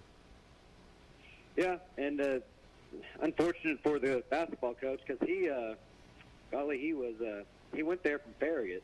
Yep. Hey, caller, I got a question for you. What's up, Queener? What do you got for me? Do you think I'm gonna be nice? Do you think there's a lot of hype with the Clinton program this year? Of course. If you're a Clinton fan, you think you're winning state. Okay. You think that's? I've heard Sleepy at the Jamboree games talk about how great they are. You were at the Jamboree? Huh? You were at the Jamboree? Mm-hmm. I was, and Clinton got manhandled by Catholic. Manhandled. They did not get manhandled by Catholic. Granted, it's Catholic, but Clinton walked out there like they thought they were something, and they just got slammed in the mouth. They did not get manhandled by Catholic. That was 14-7, ones on ones. They did not get manhandled. Agree to disagree.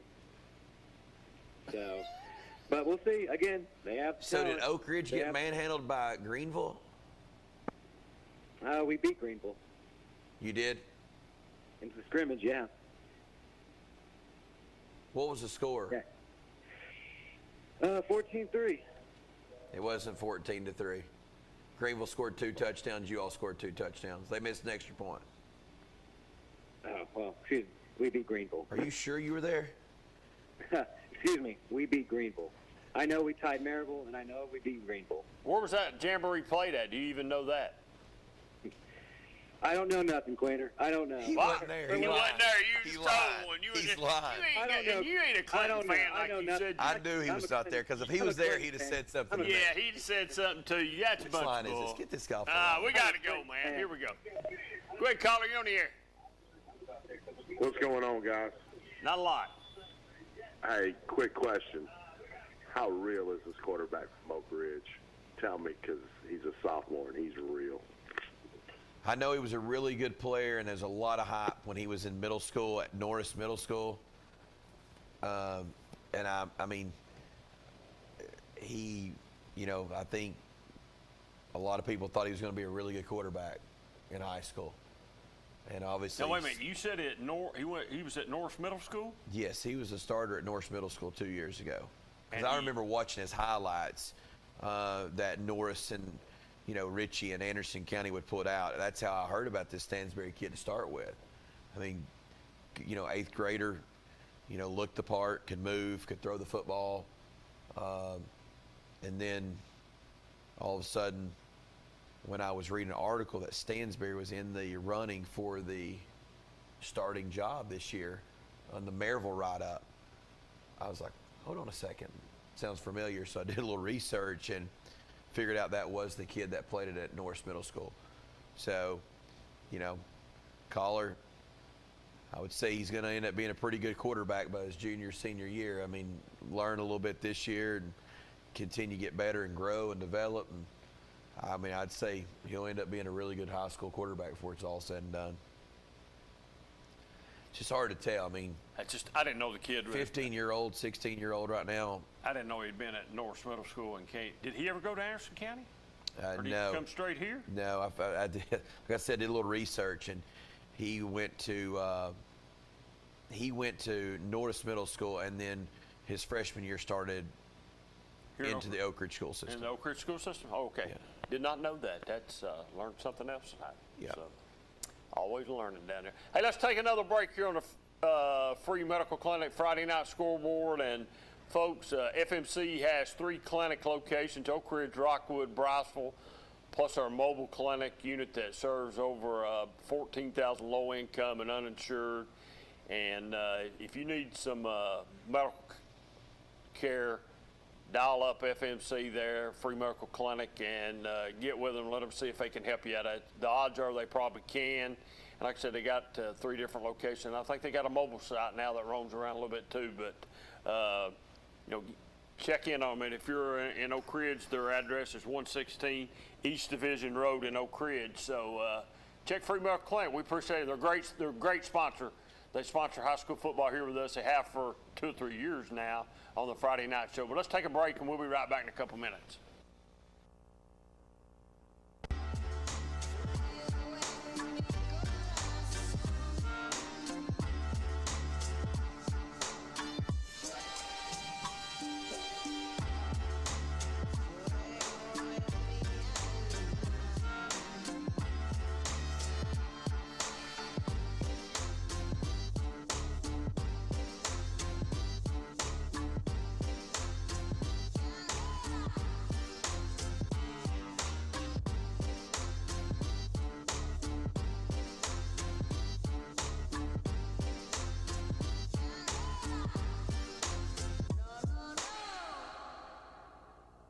Football is back, and OEB Law is excited for a season full of big hits, perfect plays, and those nail-biting near misses.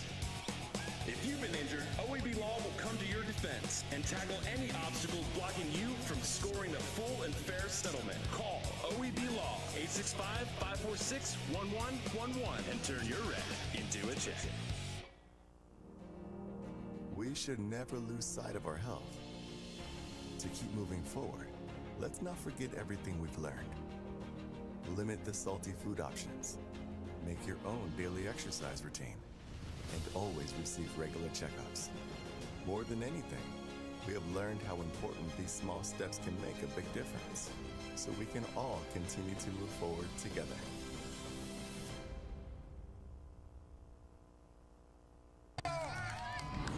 Here we go, Billy. Swing hard. As your local agent, I know you. I know every Saturday your son Billy plays Little League. We sponsor his team. And we know you love parking way too close to the field. That's why we tailor a unique policy for you and your car. Because sometimes something from out of left field can literally come from out of left field. That's simple human sense.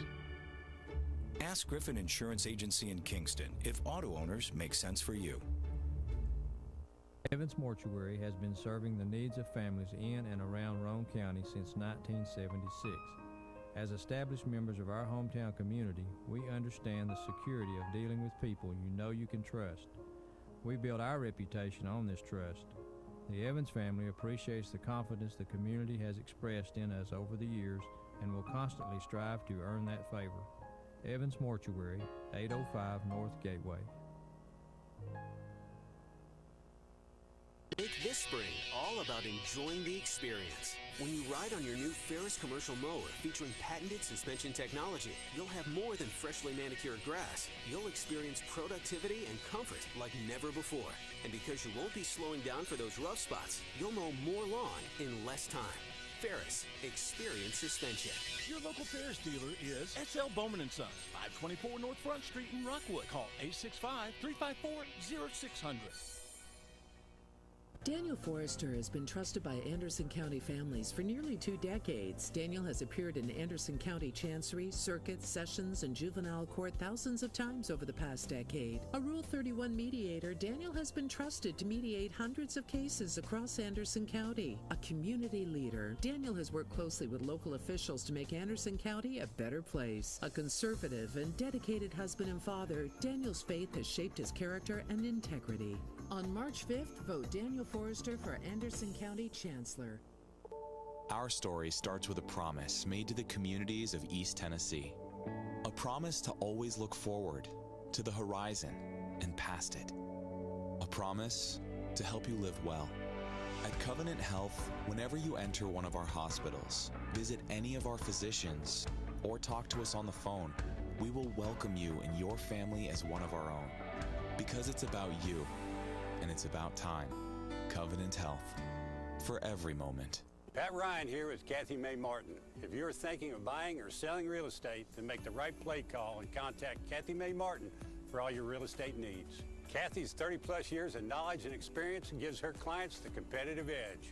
You know, like me on game day.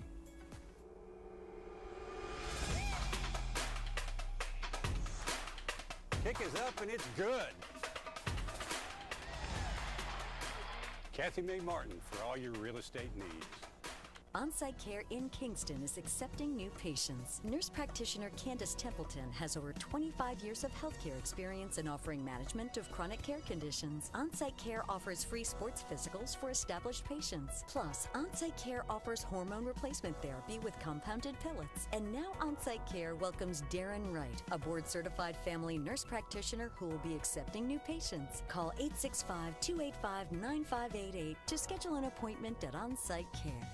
A college degree can't be earned in just one day, but can be achieved by doing our best together, just one day at a time.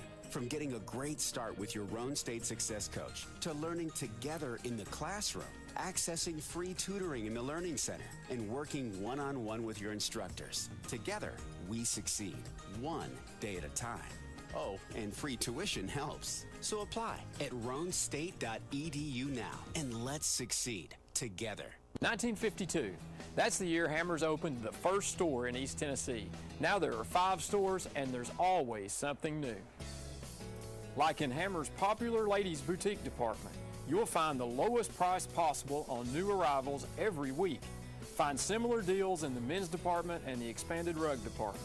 Plus, special purchases always offer surprise savings. You never know what you'll find next at Hammers.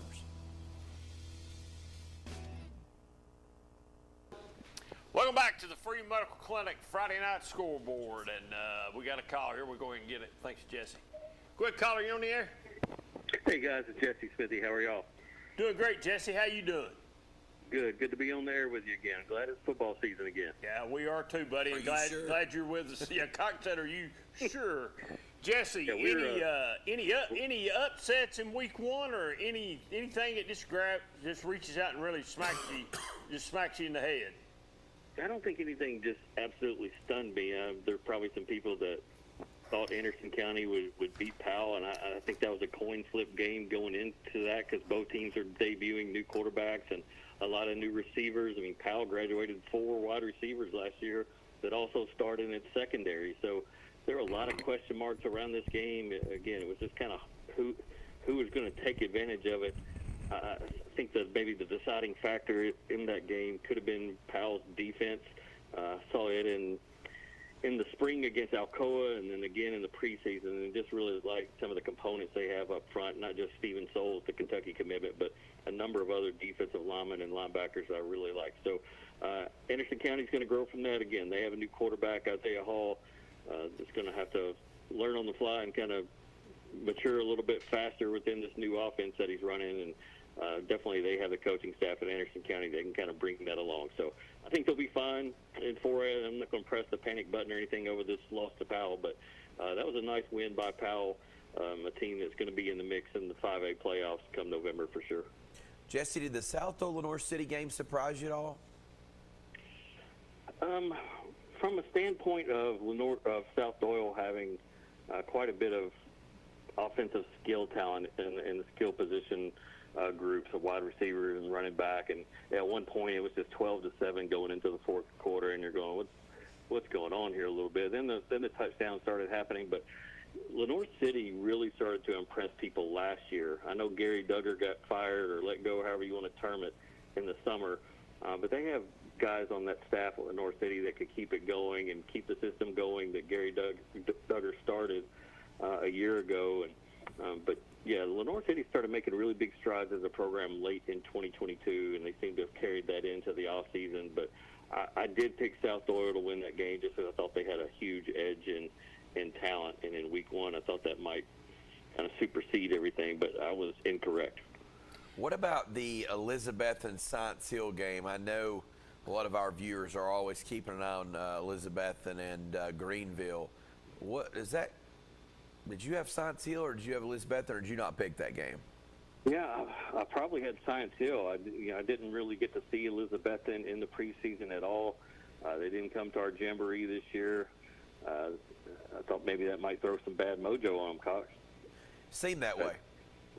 But it did not, and I knew they had some guys on the defensive line that were in our preview, Mason Ball being one of those guys.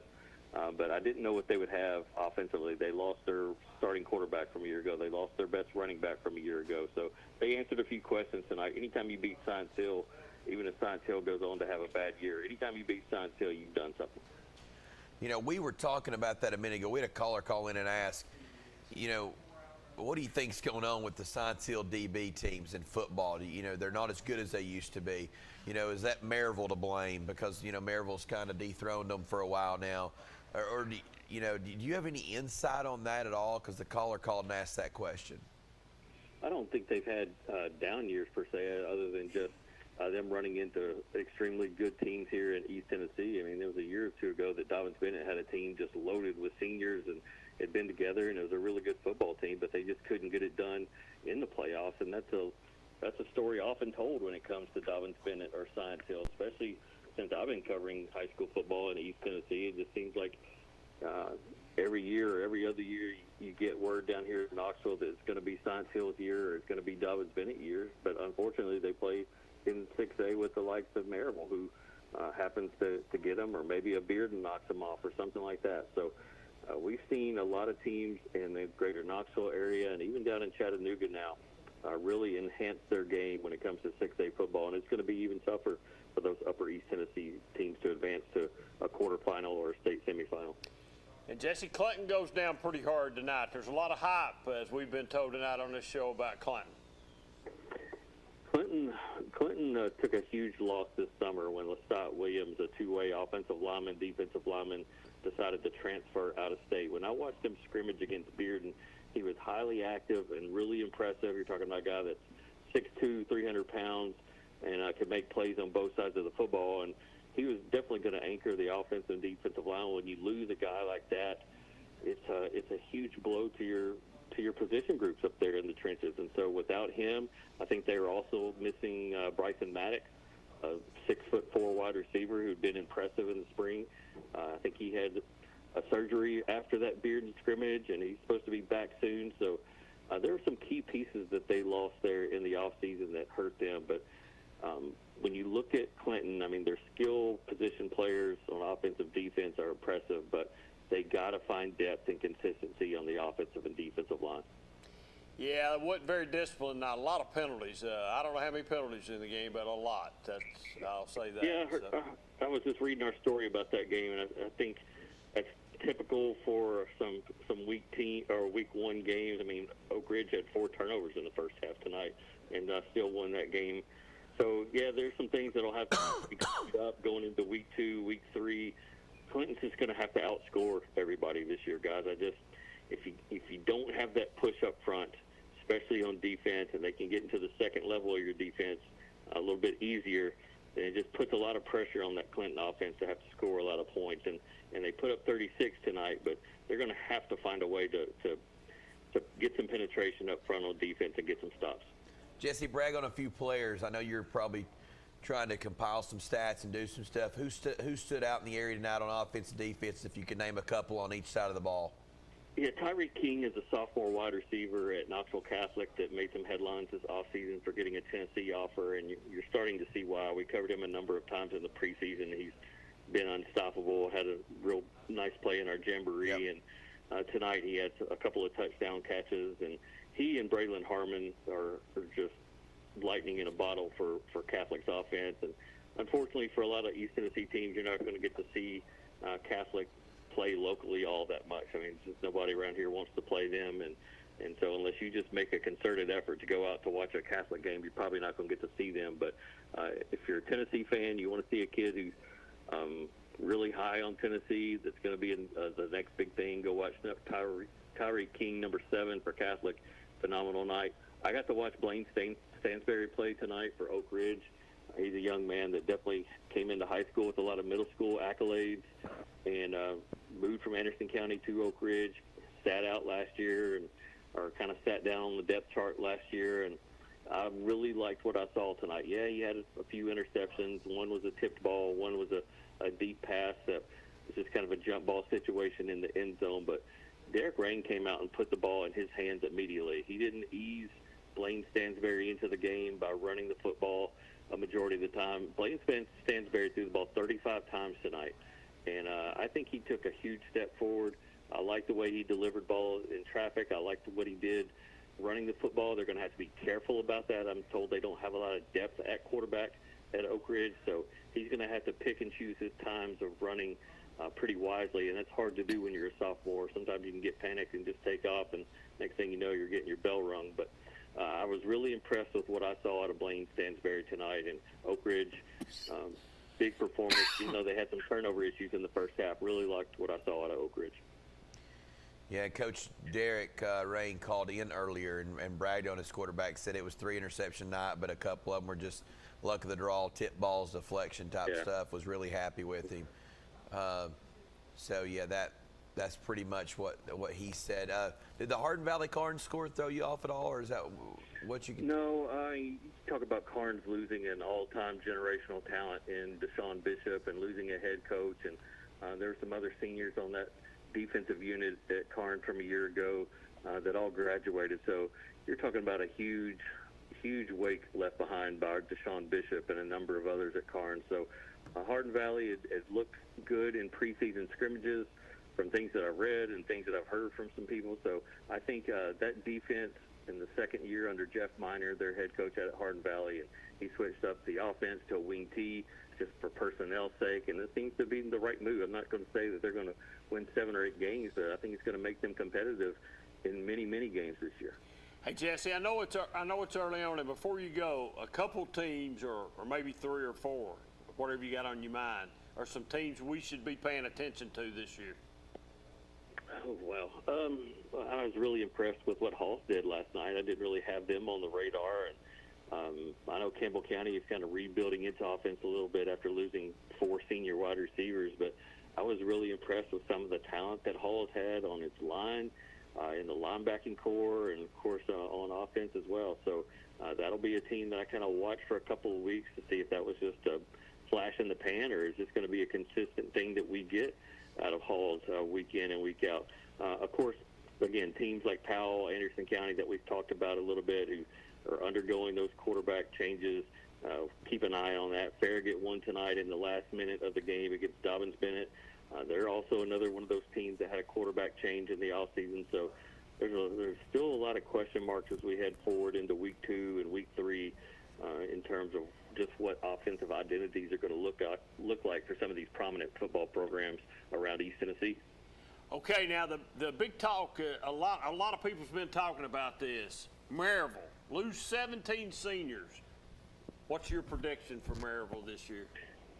Yeah, they lost their best defensive player to transfer. He left and went out of state to Arizona, and that was a huge blow for Maryville. But I picked them number 3. Told Buddy out in Maryville that I thought they would probably lose 1, maybe 2 games tops during the regular season, and they lost 3 a year ago. They ended up losing 4 games altogether, and that's atypical for a Maryville team. But I like them. I think they've taken better steps at the quarterback position. I think their wide receiver group is better than it was a year ago, and that was a big problem for them last year. They could only run the football. They didn't have anybody that could stretch a defense vertically, and I feel like they have that this year. They also returned 2 kicks for touchdowns tonight, so don't let all the lost starters fool you. They've been grinding and praising a lot of the players that they had step up, so I fully expect Maryville to have another big-time season this year. Sounds good, buddy. Jesse, thank you as always, and I guess we'll get you next week back on the call-in show here and educate all of us fans in the area. Yeah, it should be a fun week. They got Bearden at Alcoa next week, so that'll probably be the marquee matchup, Powell and Farragut as well. So some fun games in week 2 to already look forward to. And you've got Bearden West tomorrow. Is that a noon kick? Yeah, noon kickoff on TV. It's one of the Rivalry Thursday broadcasts, so thankfully it's not going to be a million degrees tomorrow. The weather gods kind of helped us out on that. Hey, Jesse, before you go, a lot of talk about Bearden this year being much improved. Yeah, and they had a nice run last year. Almost ended up winning that region with Maryville in it, and then had a nice postseason. And, of course, Jaheim Merriweather, a Purdue running back commitment, transferred over to Bearden during the offseason, and now they got 2 or 3 guys that can run the football. They got a quarterback who threw for 2K last year, and they have wide receivers. Their question marks are kind of much like Clinton's. What are they going to look like on the line come October and late September when those meaningful region games are being held? And so they're trying to bring about a group on the offensive and defensive line. I know they had a big kid from Meigs County, I think, moved to Knoxville, 6'5", 300-something pound kid, just country strong.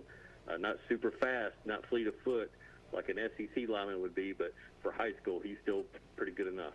Yep. So you're telling us the transfer portal was good to them? There's been a few transfers that have come into Bearden High School, and of course, Brody Smith was one as well. He left Catholic and moved over to Bearden. He's got a Tennessee offer, the son of Lee Smith, and so it's a Bearden program that, again, as y'all said, there's a lot of talk about them, a lot of buzz about them, and now they have to learn how to play with expectations on their shoulders. Is the Smith kid a tight end or a lineman? He's a lineman now. He began as a tight end, defensive end, ended up tearing a knee up in preseason last year, so didn't really get to play. But when you look at his frame and his skill level, I mean, he's just tailor-made to be an offensive line. I don't think he's going to be an NFL tight end like his dad. Gotcha. Thanks, Jesse. We appreciate you, buddy. Yes, sir. Talk to y'all next week. All right, see you, buddy. Jesse Smithy, 5-star prep. Appreciate him calling. It's always a wealth of knowledge, and he keeps Cox straight. That's the main thing. So that is for sure. 483-8112. Give us a call. We got a few minutes left here. Like I said, we'll get into Tennessee football in the next week or two. We'll talk it up. There's just in the last few, somebody don't call and talk about high school. We use the last few minutes to just talk about Tennessee a little bit. There's a lot of hype this year. Yeah. But different quarterback, wide receivers gone. I don't know. Is it typical? Can Heupel and staff do repeat something similar to last year? Are we looking at another? That's asking a lot. That's what I'm saying. Are we looking at a 9-win season, a 8-win season? Could we be 6-6?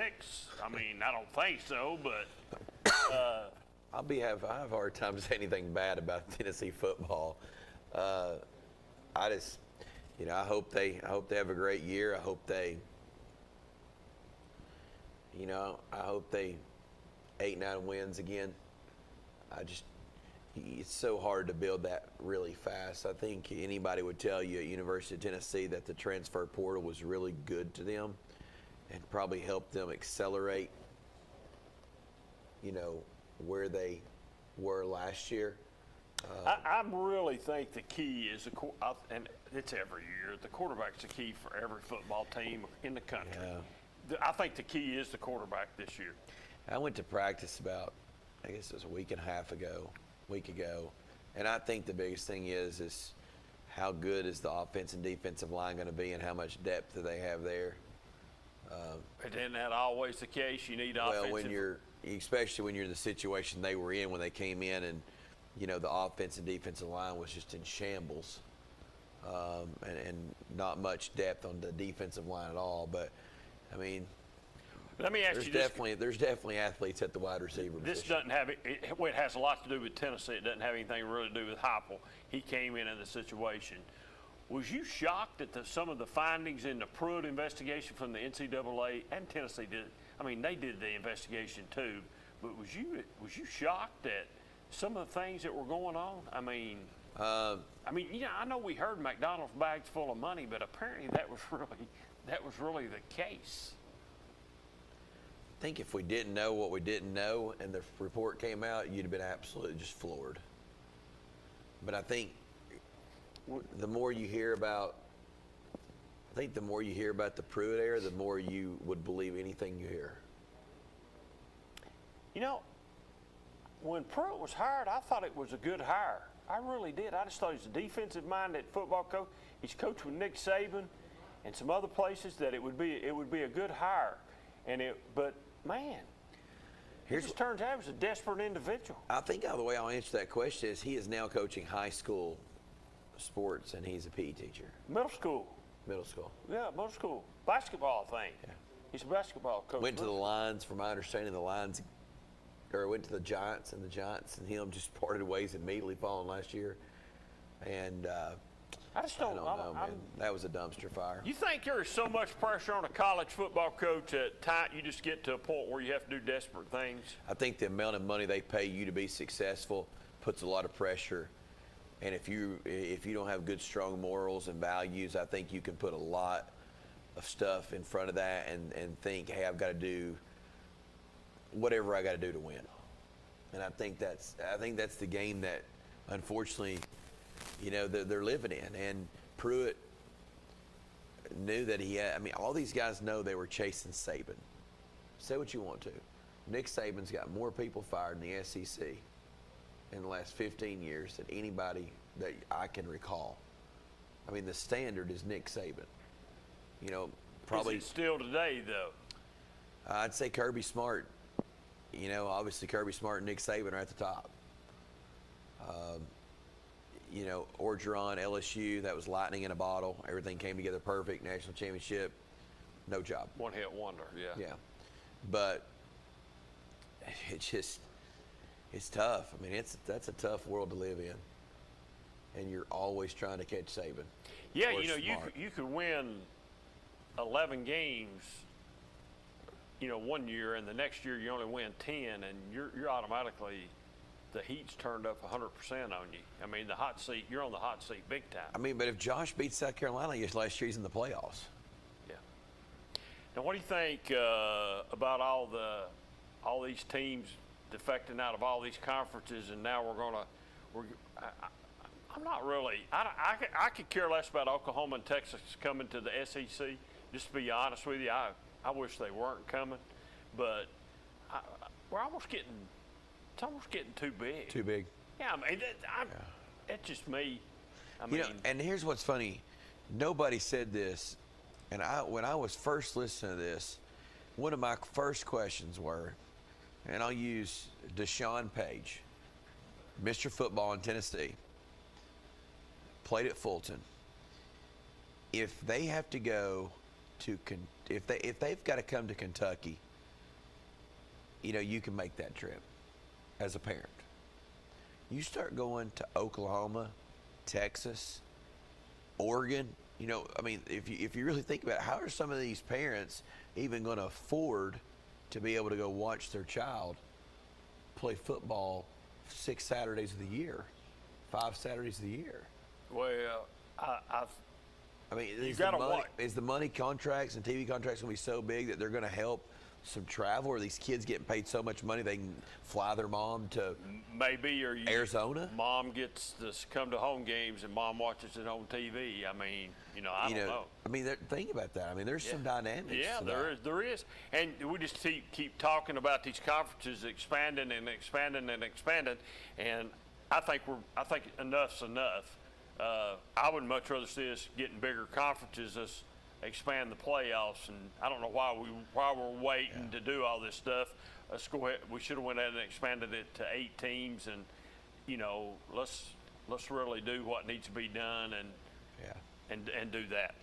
So, folks, not a fan of it. Not a fan. I'm not a fan of it neither, just to be honest with you. So that's just how I feel. But it's about money. But we will talk a little bit more about Tennessee football in the coming weeks, and when it gets cranked up, we'll get all over it. So week one is in the books. Our game of the week here next week is Kingston Oliver Springs. Tune in and watch Brad and the boys. They'll bring you that game. Had a really good game now with Anderson County Powell. So tune in next week. We'll be right back here next Friday night at 10 o'clock on the Free Medical Clinic Friday Night Scoreboard. And we look forward to receiving your phone calls. And Cox, any parting words? Nope. Good night. Good opening night. Good opening night. We'll see you next week here on the Friday Night Scoreboard at 10 p.m. next Friday night. Hey, our game of the week, Kingston Oliver Spring. Be a barn burner. We should never lose sight of our health. To keep moving forward, let's not forget everything we've learned. Limit the salty food options. Make your own daily exercise routine. And always receive regular checkups. More than anything, we have learned how important these small steps can make a big difference, so we can all continue to move forward together.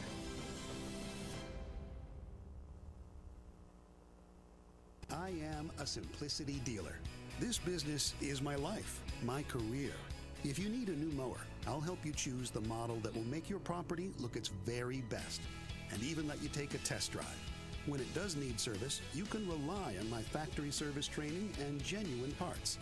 Because I don't just sell products, I build relationships. I am a Simplicity dealer. SL Bowman & Sons, 524 North Front Street in Rockwood. Here we go, Billy. Swing hard. As your local agent, I know you. I know every Saturday your son Billy plays Little League. We sponsor his team. And we know you love parking way too close to the field. That's why we tailor a unique policy for you and your car. Because sometimes something from out of left field can literally come from out of left field. That's simple human sense.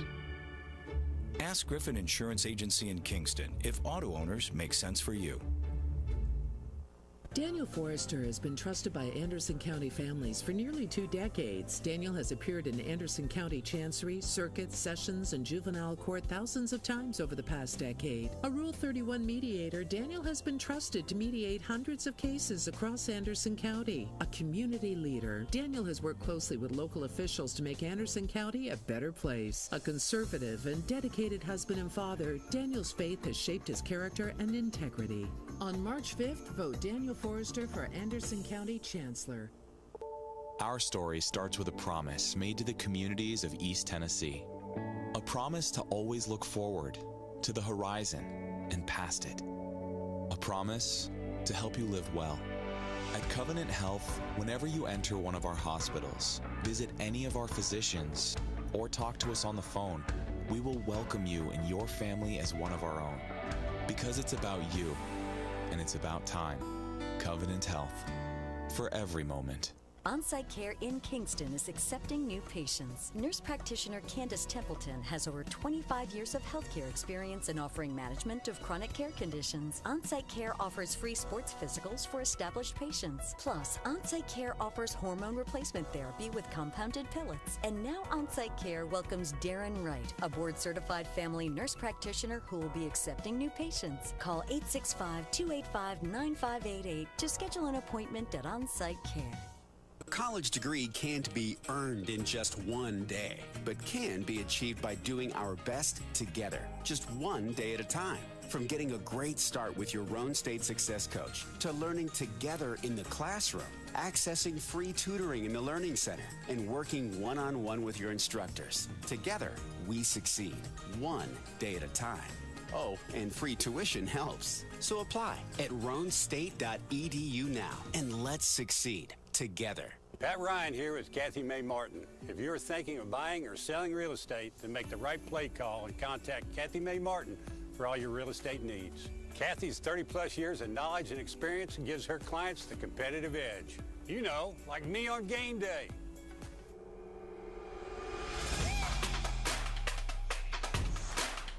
Kick is up and it's good.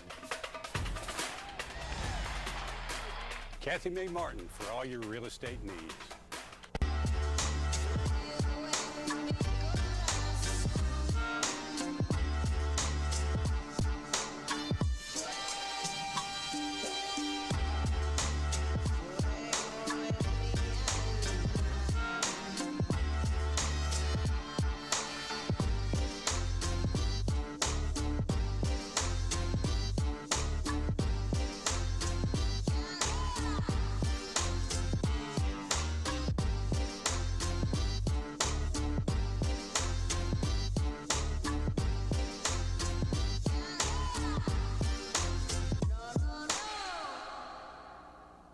Evans Mortuary has been serving the needs of families in and around Roane County since 1976.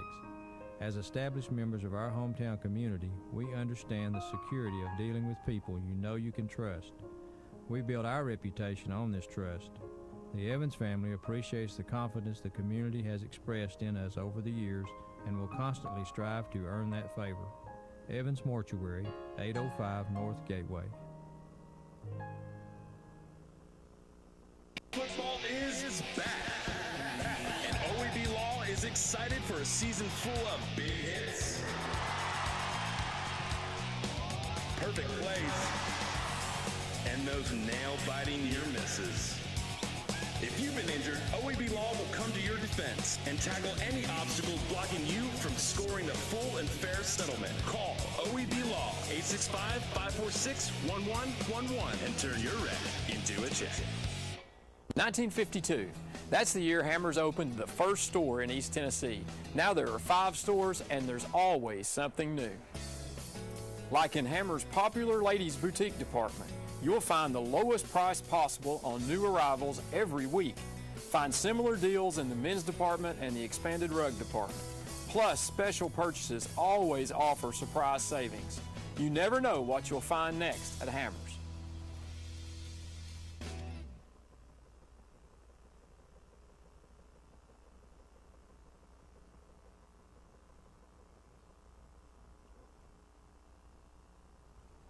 Football is back, and OEB Law is excited for a season full of big hits and those nail-biting near misses. If you've been injured, OEB Law will come to your defense. Call OEB Law and turn your wreck into a check. There's a lot of talk about the risks associated with the COVID-19 vaccine, but the reality is it's safer than being tackled by a Tennessee Titan. Give it a shot. Find a free vaccine appointment today at covid19.tn.gov. Our story starts with a promise made to the communities of East Tennessee. A promise to always look forward, to the horizon, and past it. A promise to help you live well. At Covenant Health, whenever you enter one of our hospitals, visit any of our physicians, or talk to us on the phone, we will welcome you and your family as one of our own. Because it's about you, and it's about time. Covenant Health. For every moment. college degree can't be earned in just one day, but can be achieved by doing our best together, just one day at a time. From getting a great start with your Roan State Success Coach to learning together in the classroom, accessing free tutoring in the Learning Center, and working one-on-one with your instructors. Together, we succeed, one day at a time. Oh, and free tuition helps. So apply at roanstate.edu now, and let's succeed together. Pat Ryan here with Kathy May Martin. If you're thinking of buying or selling real estate, then make the right play call and contact Kathy May Martin for all your real estate needs. Kathy's 30-plus years of knowledge and experience gives her clients the competitive edge. You know, like me on game day.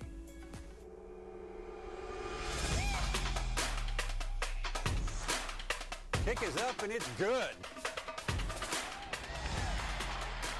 Kathy May Martin for all your real estate needs. Beautiful yards make a statement. And beautiful yards come from Simplicity Mowers. Their exclusive free-floating mower decks with full-width rollers track the contours of your yard for a perfect cut. So visit your neighborhood Simplicity dealer today and start the conversation about your lawn. Simplicity, the way to a beautiful lawn.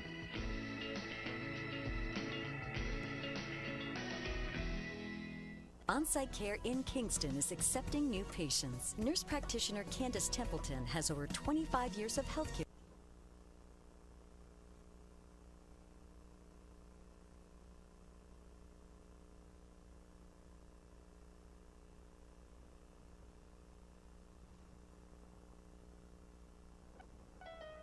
Beautiful yards make a statement. And beautiful yards come from Simplicity Mowers. Their exclusive free-floating mower decks with full-width rollers track the contours of your yard for...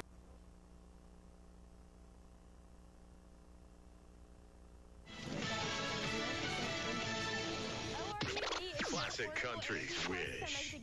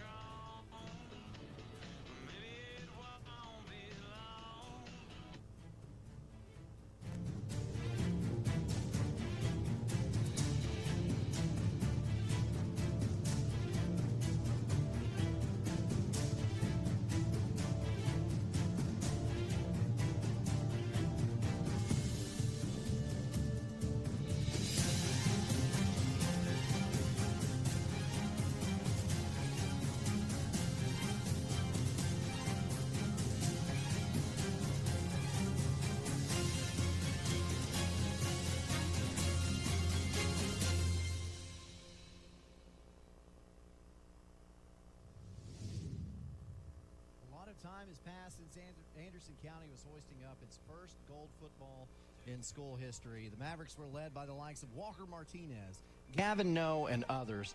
To get to that point, Davey Gillum's team had to exercise some demons, the biggest of which was probably a win in the state quarterfinals against Greenville, a team that had ended AC season in that very round for 4 straight years between 2017 and 2020. But that wasn't the only monkey the Mavs got off their backs. The magical 15-0 run began a year ago on a night much like tonight against the then reigning 5A state champions, the Powell Panthers. Powell star quarterback Jordan Potts was injured early in that game, but even still, the 48-14 drubbing ended a 3-year losing streak and got Tim Elrod's favorite team started on the path that made history. Now Matt Lowe's squad will get its chance to start the season with a win against the defending state champion. Both teams will look quite a bit different thanks to both having loaded senior classes last season, but the rosters are still loaded with talent, and this will be one of, if not the premier matchup in all of Week 1 of the 2023 TSSAA football season. And we bring it to you live thanks to our presenting sponsor, OEB Law. Day or night, 24/7, someone will be there to answer and give you a free consultation and get to work on your case immediately. Call 865-546-1111 or visit the website website full of helpful information. ReckonToACheck.com, OEB Law. Welcome to the Elaine Walden of East Tennessee Properties pregame show. I'm Aaron Harvey, and I'm joined with a new face in the booth this season, Coach Dr. Dan Shoemaker. Coach, man, we're so excited to have you all along this season. Yeah, I'm glad to be here. I've been a part of football since I was about 7 years old, so fall's always a special time of year, and I'm proud to be here. Yeah, you know, some people might say, like, oh, okay, so he went out and got another Wartburg guy, but you know what? That's just the way it happened. I know Wartburg people, so I asked a Wartburg person, okay? That's just the way it happened, but, you know, if you're wondering what we did with Coach James Hoot Gibson, I'm sad to announce he's been with us the past 3 years, but he's moved on to a better place. I mean, it's a better place for him anyway. He decided he needed to put the coach's headset back on, and he's doing just that at his alma mater, Wartburg, and we'll miss him here and wish him nothing but the best in Bulldog Country. And that said, we replaced one coach with another. How about you tell everybody a little bit about yourself? Yeah, I started my coaching career back in 1990. At Fox Middle School in Gainesboro, Tennessee, over in Jackson County. I spent my last season coaching 2 years ago, helping Central Middle School in Wartburg. So I've got to bookend that. I've had about 22 years at the high school level, both at Cedar Ridge High School and Wartburg Central High School. During that time, I served as a position coach, defensive coordinator, offensive coordinator, and a head coach. But my most recent claim to fame is that I became a papa in January to a beautiful granddaughter, little Miss Merritt.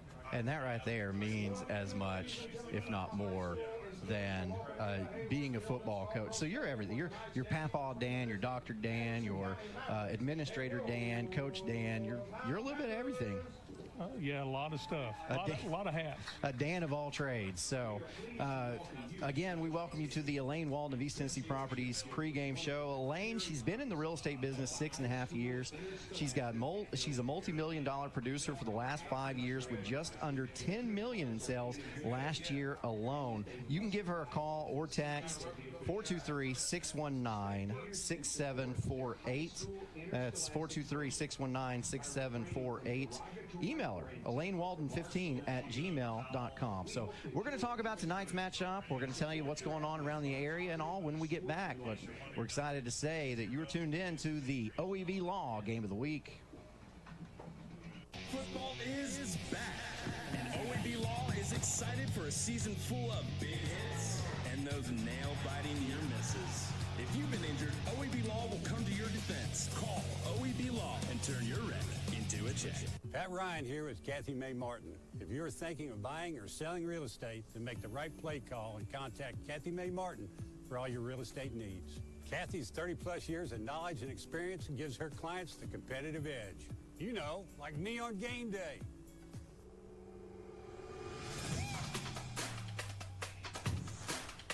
Kick is up and it's good.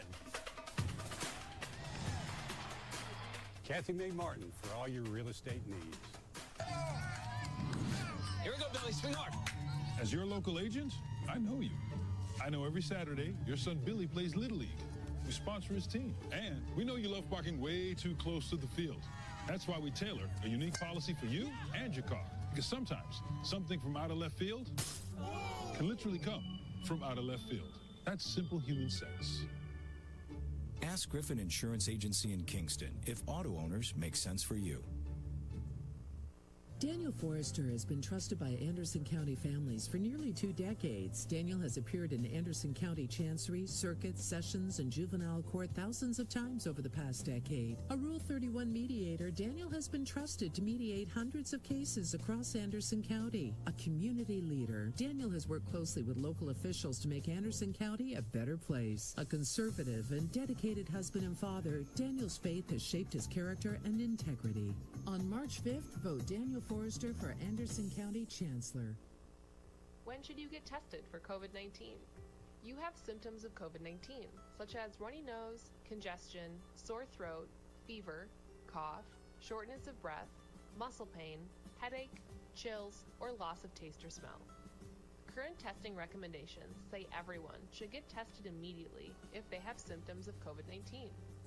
If you have symptoms, be sure to follow recommendations about how long to stay home and away from others. For more information, visit our If You Are Sick or Test Positive webpage.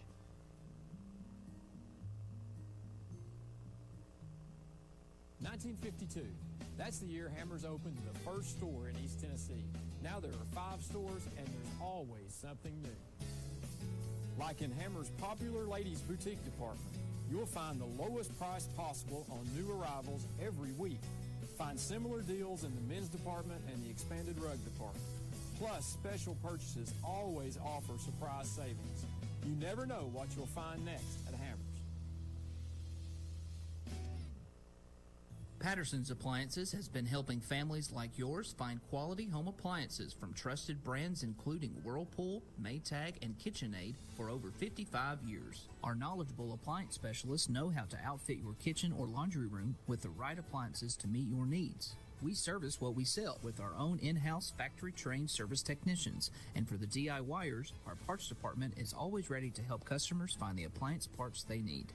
Patterson's Home Appliances, because we care.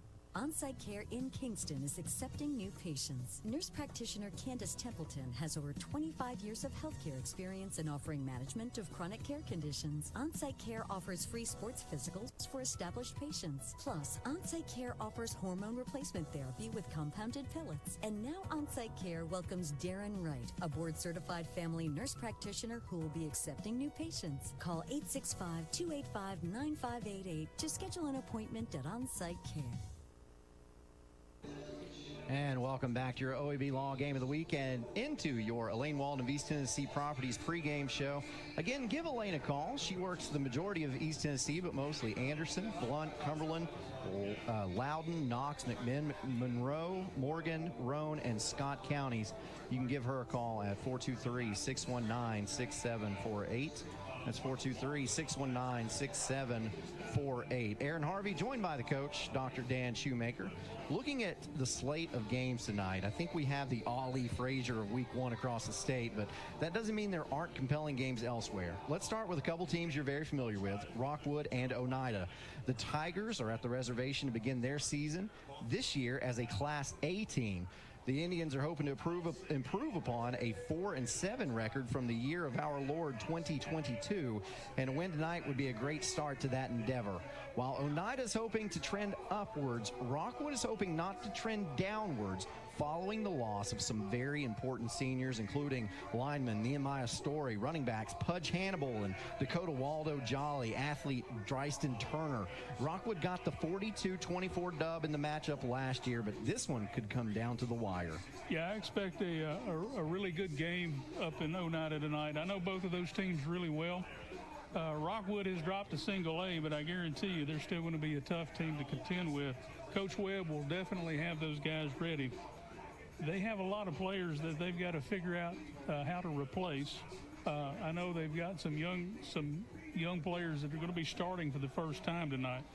But they'll find that right combination before the district opens up. And then Oneida, they've got some spots to fill as well. They throw the ball fairly well. That quarterback is back, and he does a nice job running that offense. And I see them as a very well-balanced team, too. They're going to run the ball and throw it.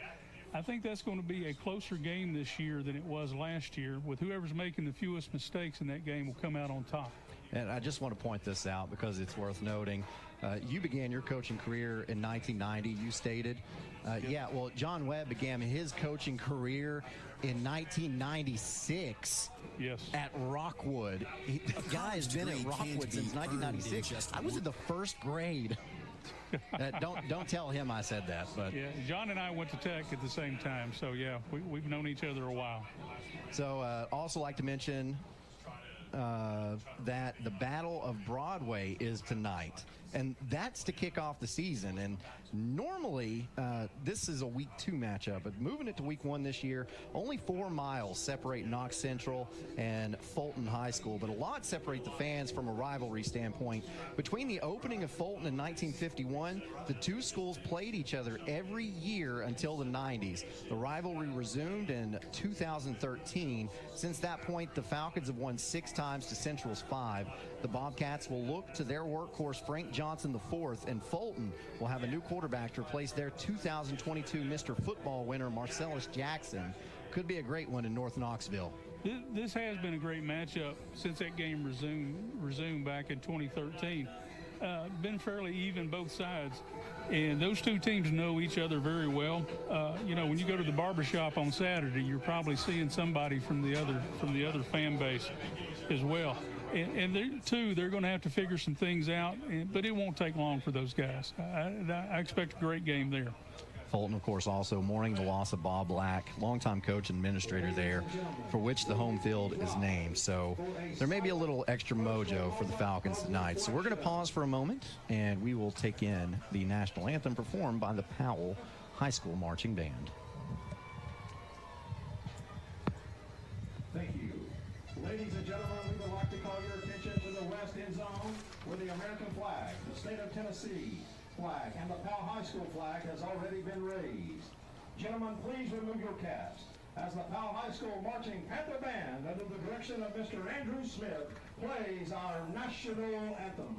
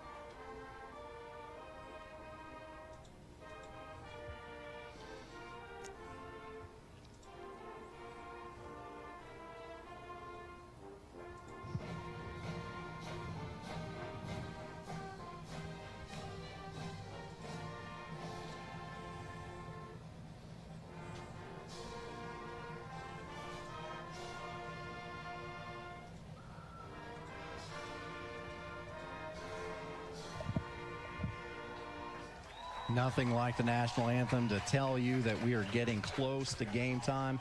The clock up here at Powell says we've got about 6.5 minutes before this game will tick off.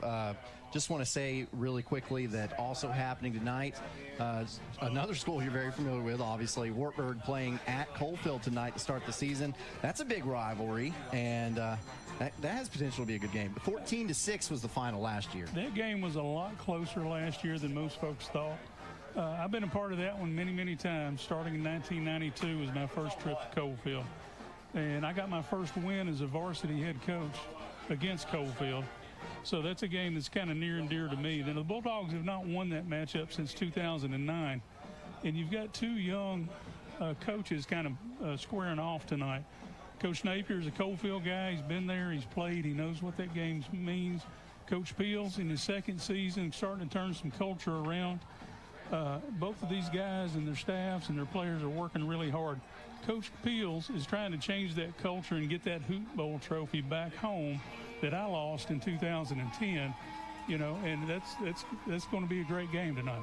And, of course, the Hoot Bowl trophy named after the late Jim Hoot Gibson, for which was the grandfather of our friend, James Hoot Gibson. So I tell you what, we're going to go to break. Anderson County has run out. We will preview our matchup tonight when we get back to the OEB Law Game of the Week.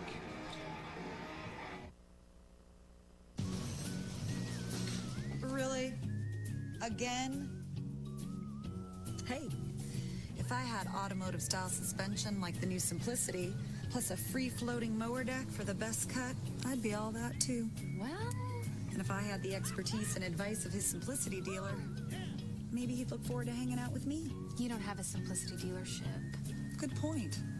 Huh. Yeah.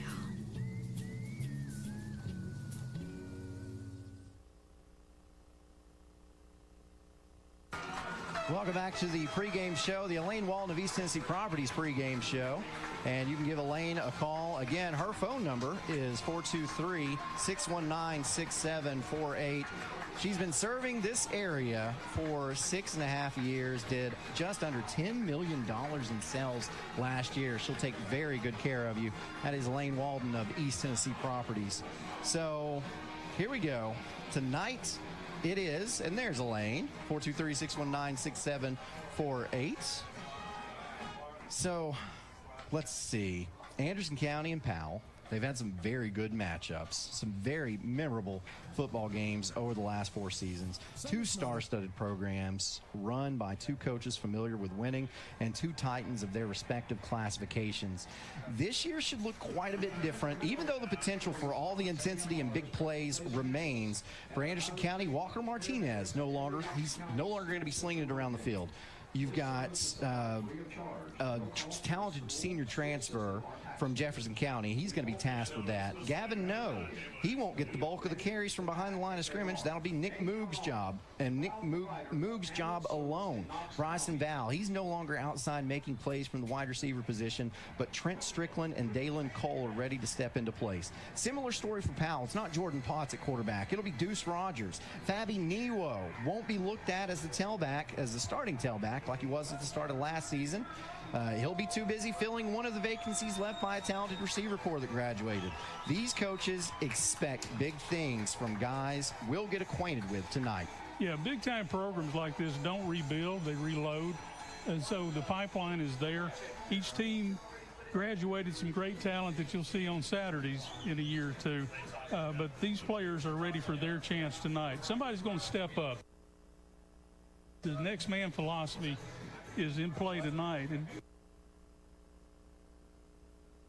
there's going to be 1 or 2 young players tonight that we're going to be surprised by as they step up their game.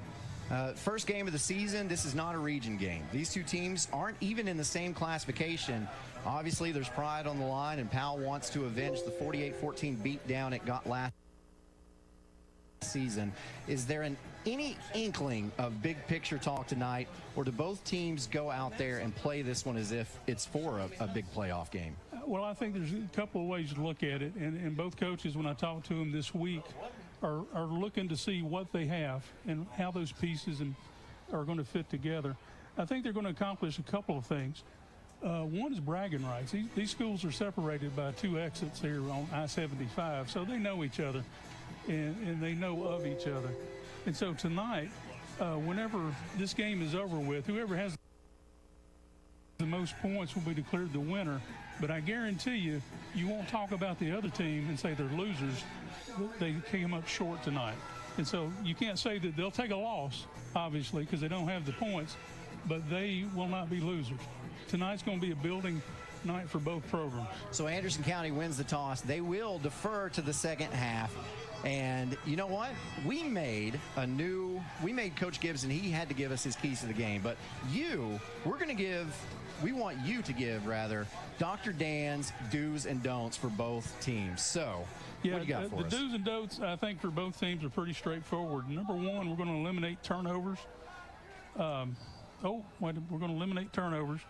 We got to eliminate penalties, especially pre-snap penalties, and don't let the momentum get away from you. Don't let that momentum get away from you. And then for the do's for Anderson County. Do's for Anderson County, get the offense going early. I see the running game is being a strength. They're going to have to get the ball, distribute the ball. I think the other thing that I see for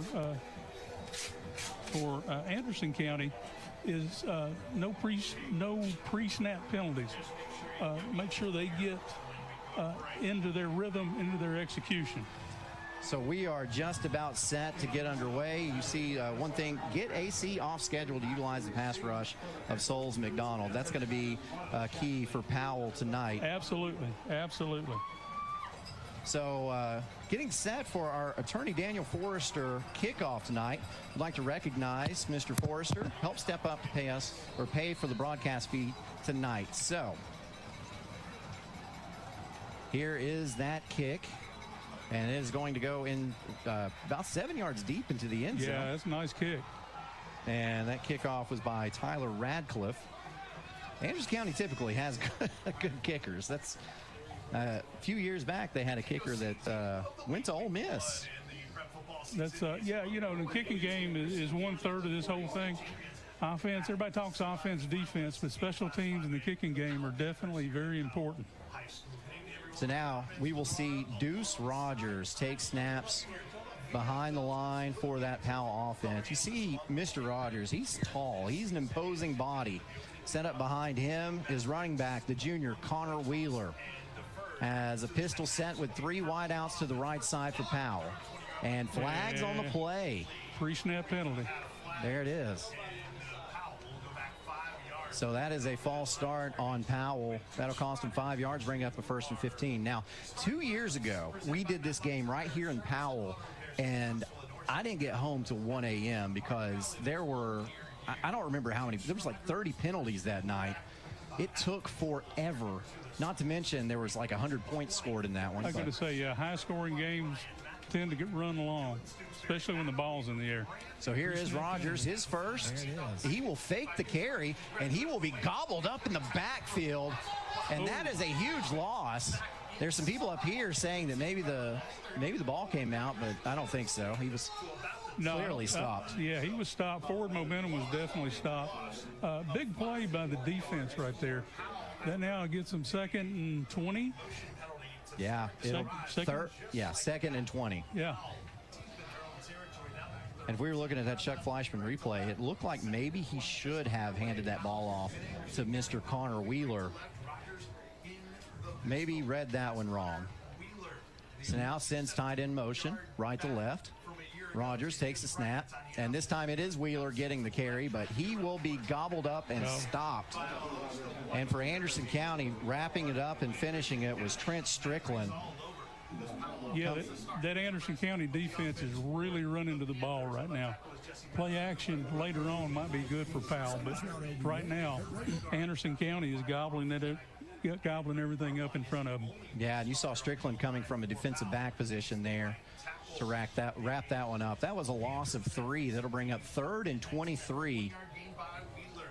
So let's see what Powell has drawn up this time. AC's in 3-man front. Rogers handoff. And good run by Wheeler, still on his feet. Gets up to about the 25-yard line. He will still be 5 yards short of a first down, however. And that'll bring up 4th and about 5.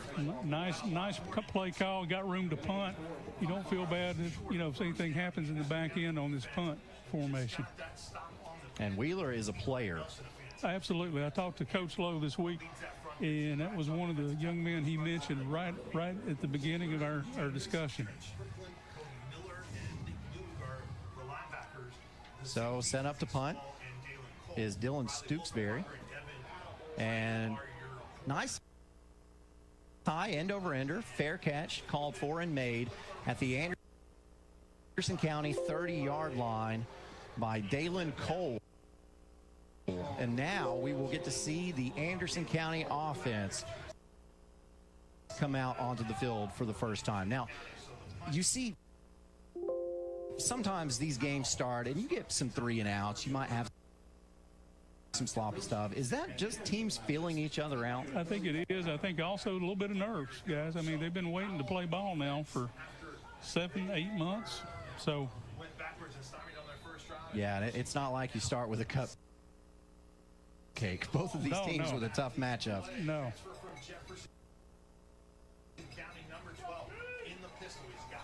So here is the new quarterback, Isaiah Hall, transfer from Jefferson County. Takes a snap. Handoff goes to Moog. Nick Moog finding some running room around the right side. Makes a couple guys miss. Nice hard run right there. Breaks some tackles, and that's something we have seen from Nick Moog, the senior, all 4 years that he's been at Anderson County. Gets the ball up to the 36. That'll bring up a 2nd and 4 on that Hammers 1st and 10. Yeah, now he's the kind of guy that, you know, he's going to fall forward when he gets hit. He's going to fall forward, runs hard, has good vision as well. Hall, again, back in shotgun. 3 guys, 3 wideouts to his left. Sets up the screen pass to Moog, and Moog is going to lose a yard. 4 years that he's been in Anderson. And that was a great play by Nico McDonald. Yeah, Nico McDonald right there saved a big play. Had he not made that play, that play would have had a lot of yards. That's just great opportunity right there. That's a great, and it wasn't McDonald actually. It was Jonte Dunn. Okay. McDonald cleaned it up, but Jonte Dunn stopped him and trying to stop Moog in the open field.